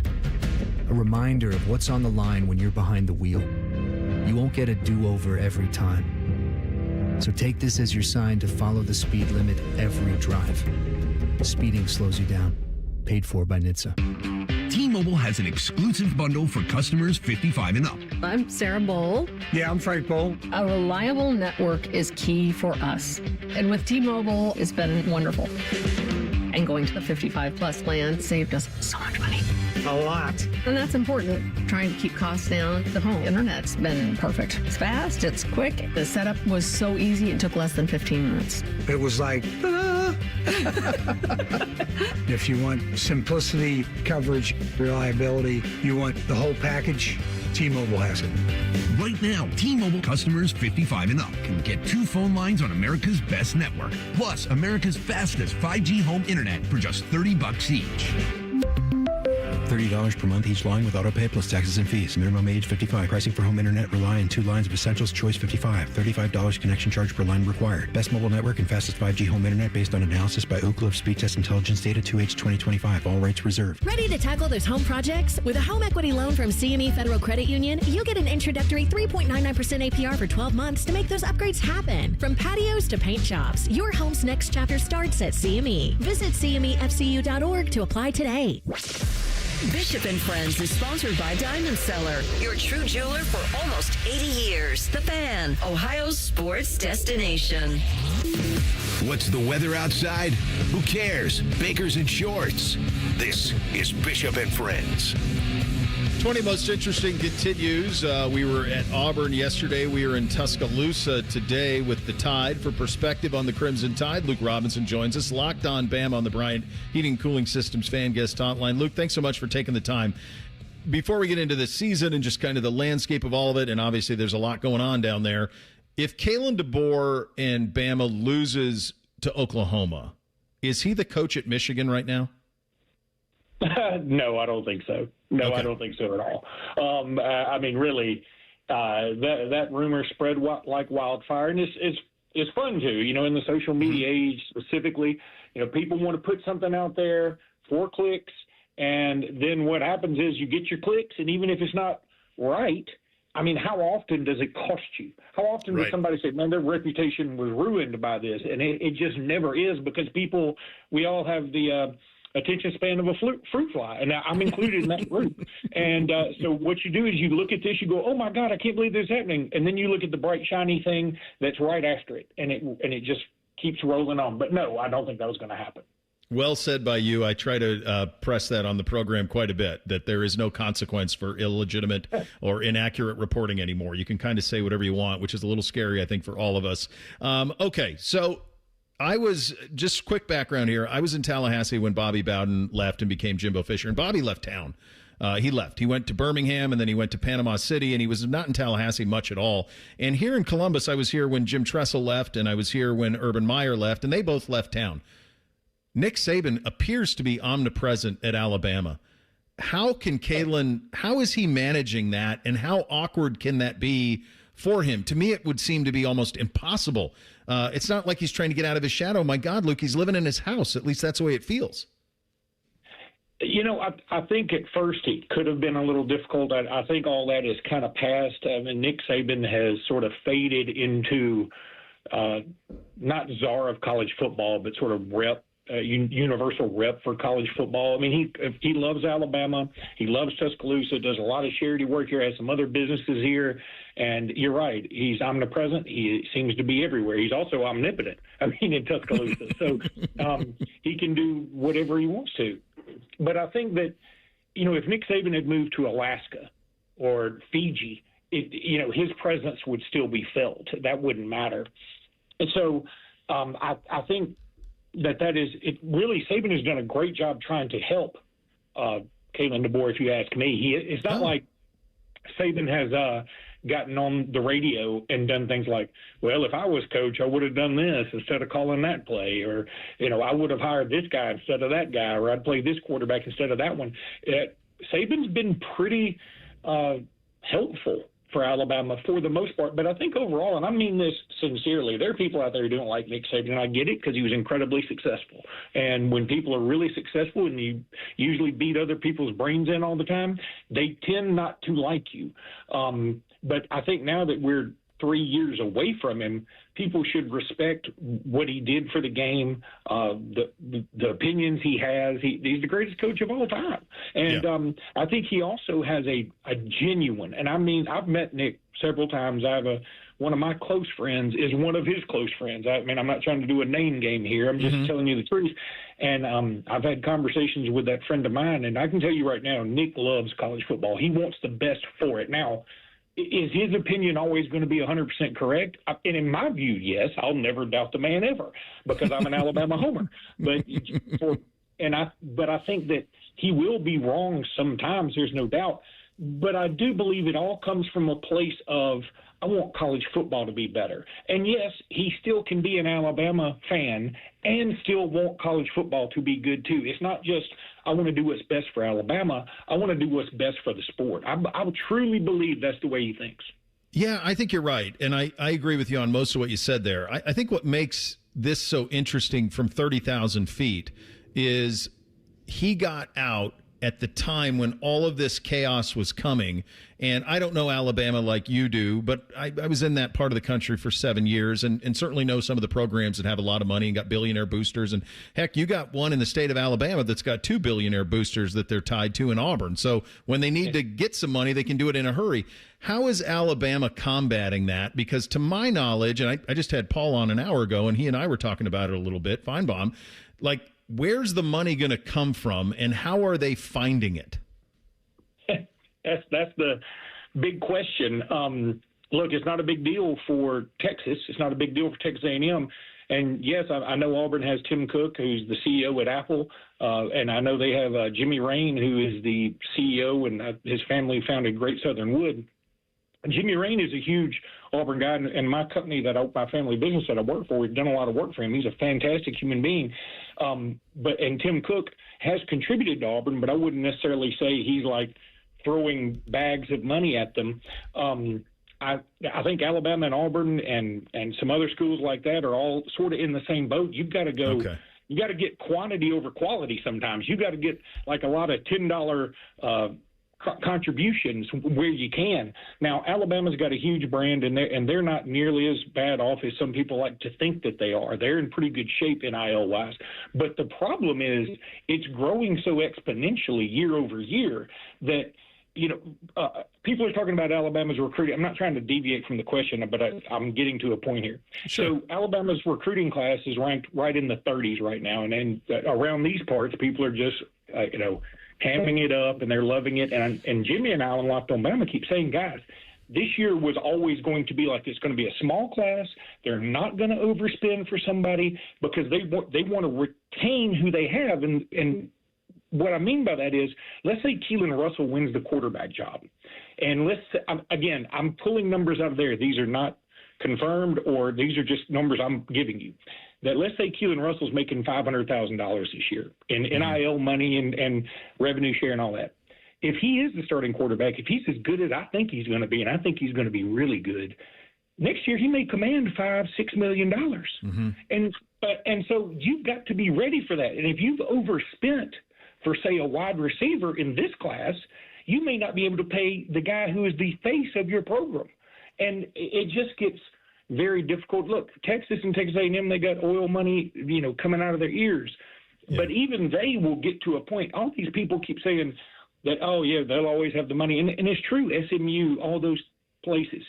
But these people don't have money because they're dumb. They have money because they're smart. And they know, okay, they're going to reach a point of, hey, look, I'm tired of paying, X amount of millions and millions and millions of dollars to go 8-4. If we don't make the playoffs, I mean, I don't get any of this money back. I don't get a ring myself. So I think that it's going to come to a head. We're going to have to do something. And I hate to be that guy who comes in and says, we got to do something. Okay, Luke, what do you want to do? I have no idea. And I don't have an idea. But I know that something has to be done because I'm a fan like the rest of your guys that are listening to this right now. And I'd be willing to bet dollars donuts. A lot of them listening are going, I totally agree. We've got to do something. I have no idea what it is because at the same time, I think kids deserve some money. And I think that we've got to have opportunity for some people. And I don't know how in the world we're going to cap this thing. Yeah, it's got to be an NFL model, and they got to do contracts and call it professional football, and then you get some control back. That's kind of it, I think. But that's a topic for another day, Luke. So in terms of this year's success, you mentioned Russell, and that would be a lottery ticket. If he goes, we know who he was in recruiting, and certainly it feels like he's ready to go. If Alabama, okay, two-parter. What are realistic, and I table this with understanding you're in Tuscaloosa and I'm in Columbus, and there is no such thing as realistic when you're talking about these two fan bases. But what is a realistic expectation for Alabama this year? If they achieve that, why will they achieve that? If they fall short, why won't they achieve it? I think realistic is undefeated. I don't think that will happen. I also think realistic is 8-4, and I'm going to hold my nose and say 7-5, but I don't think those will happen either. My new goal, my annual goal, is to go 10-2. If Alabama goes 10-2 from here until the end of time, we'll make the playoffs every year, and there won't even be a debate about it because we're going to play. Next year we play Ohio State at Ohio State, and then Ohio State comes here. Then we got Notre Dame on the schedule, and we're going to have this arduous SEC slate. So that will never be in question. So my goal is to go 10-2, but I do think Alabama, to reach the highest of expectations, I think that means Keelan Russell is a thing like I thought he was going to be a thing. I also means Ryan Coleman Williams, and yes, it used to be Ryan Williams. He has added Coleman to the middle of it. He's also changed his number to number 1, and all Alabama fans like myself are hoping that means he's not going to be dropping passes this year. Right. He is electric, and he is a ton of fun. And I'm with the Alabama Sports Radio Network, High School Sports Radio Network, and I have called Ryan Williams for a long time now. That dude he was 2-time state player of the year in Alabama, and he didn't play his senior year in high school because he went straight to Alabama. That guy's nuts. He's out of bounds good, but he just had a thing last year. I don't know what happened. He had a sophomore slump, and so it means he's good again. It also means some of these defensive transfers that Alabama got in, like Caleb Woodson and Devin Tompkins from Virginia Tech and USC respectively, they have come in and played really well. I don't think it's crazy because Alabama's got a 4-game stretch in here where you got like Georgia and Tennessee and LSU and Texas A&M all back to back to back. That's going to be tough. Now there's an off week in there, but that's going to be really tough. But if they can go 3-1 in that stretch, I mean, anything's on the table for this squad.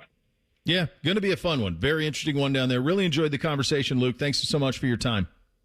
Hey, appreciate you guys for having me.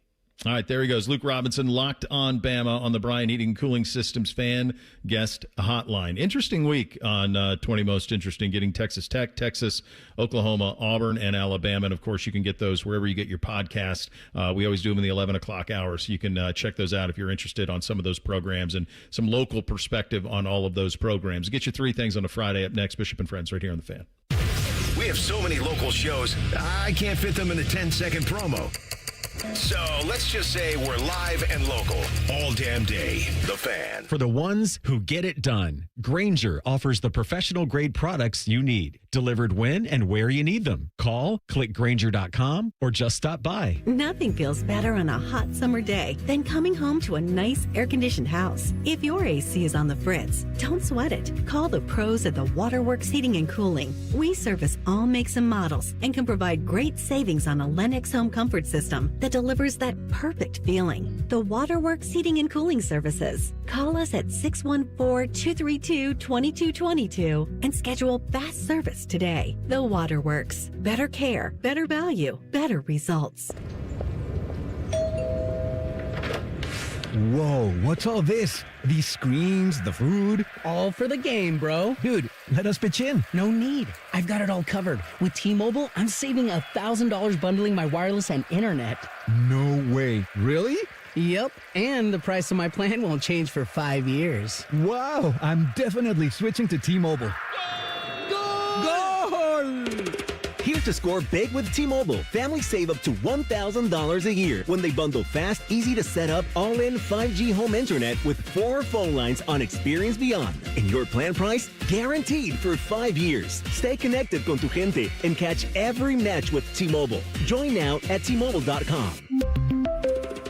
Price guarantee on talk, text, and data. Exclusions like taxes and fees apply. Savings based on third line free via monthly bill credits. Internet discount with $15 in monthly bill credits and auto-pay discount. Qualifying credit required. Credits may take up to 2 bill cycles and will stop if you cancel any lines or change plans. Life is full of uncertainties. You can't control the economy, the prices at the pump, or the grocery store, and you certainly cannot control the weather. But the one thing you can control is your home's efficiency and comfort. Steve here from USA Insulation. Let us help you take back control of your home by insulating your walls with our premium foam. You give us a call today, we'll come out, we'll insulate your walls, and we'll throw in your attic for free. So give us a call today, 529-2440 or USAinsulation.net. USA Insulation. Well, Lorenzo, the pitch looked good. Yeah, so green. USA keeper was decent enough. Didn't have much to do. 99 minutes. Not a single goal. Well, Bet365 sure came through, though. I bet $10 and got $150 in bonus bets just for signing up. At least someone scored. Bet365. Winning is everything. Gambling problem? Call 1-800-MY-RESET. 21 plus only. Must be physically located in Ohio. T's and C's apply. In-app only. One bite in, you'll be saying, "That's hot as fire." Speedway's new Hot as Fire chicken sandwich turns up the temp with spicy breaded chicken on a brioche bun. Top it your way with pickles, a little hot sauce mayo combo, and more. It's a hot sandwich kind of summer. Don't just beat the heat, eat the heat. The new Hot as Fire chicken sandwich, $4.99, only at Speedway. Valid through 8/25/26. Participating stores. Exclude Speedy Cafe. Toppings and sauces sold separately. See app for full terms. We've got a double jackpot alert. There's over $1 billion up for grabs right now. Tonight's Ohio Lottery Mega Millions jackpot is $672 million. And don't forget your Powerball tickets, too, with Saturday's jackpot at $526 million. Play today. If scratching is more your style, check out the new $50 Millionaire Blowout Scratch-Off for a shot at $1 million instantly. Or pick up any Ohio Lottery scratch-off to put a little play in your day. Lottery players are subject to Ohio laws and commission regulations. Play responsibly. Veterans and active duty service members. When your call to service ends, your mission doesn't have to. Go from GI to IT in just a few months at My Computer Career. Prepare for a high-demand career in cybersecurity, protecting people, systems, and institutions from real cyber threats. Cyber warriors are needed now. Will you answer the call? Go to mycomputercareer.edu/CWP to learn more. That's mycomputercareer.edu/CWP, an elite CompTIA certification partner. VA education benefits are available to those who qualify. Buckeye football fall camp is coming. Will Julian Sayin take his game to the next level? Will Matt Patricia's defense dominate again? Join us live for training camp fun starting Thursday, August 6th. Your home of the Buckeyes. The Fan. All your favorite fan shows are available when you want them. Head to 971thefan.com and hit that subscribe button. The Fan, Ohio sports destination. Pull up a stool and ask the bartender for something neat, because Uncle Beau is on the radio. This is Bishop and Friends. All right, Raceway on the poll today. Daily Fan Poll sponsored by JT's Pizza and Pub. It asks, would you watch a third-place game in the NFL? 57% of you are liars and say no. How do you feel about that? I think we'd watch. Would you? Or do you mean we, the collective? We, the collective. It would depend on the game, but I think if you were to, you'd have to make concessions if the NFL truly wanted this with the players and the Players Association. But if you gave the proper incentives and the CBA negotiated properly, yeah, I think if this was available, fans would watch because they'd like to gamble on it. What would that have been this year? That would have been the Patriots beat. Who did they beat in the AFC Championship game? They beat Denver? That sounds right because of Bo Nix. And it wasn't Bo Nix who played. It wasn't Bo Nix. So it would have been a beaten up Denver, and then the Seahawks beat Ramit? That sounds right. Is that right? So bad Denver versus Rams. A game Los Angeles squad. Can you imagine like going to Stafford and McVay and saying, hey, yeah, we're going to play one next week? I think this in general, whether it's pro, we're doing this because of the World Cup consolation game on Saturday, pro, U Sports, whatever. If you are not playing in a true double elimination game, then I think a third place, fourth place thing, there's no value in it. He was the Commanders in the NFC Championship. No. That was 2 years ago. Okay. Yeah, that was 2 years. 2 years ago. That was when they had Jaden Daniels. Pretty sure it was Rams. Yeah, you're right. Yep. 31-27, Seattle. Yeah. So, I just think in general, like if we're not playing for the whole thing, then let's just get out of here and get everybody home healthy. That's kind of my view of it. So I wouldn't watch, but I think the collective you would. And I think if there's gambling to be made on it, then you're going to do, I don't think it would be 20 million. I bet it would be like 10, between 10 and 15. Maybe I'm low on that. But I think it'd be 10 or 15 million for that thing. But you're not playing for anything, so it makes it a tougher sell. Let's get you 3 things on a Friday.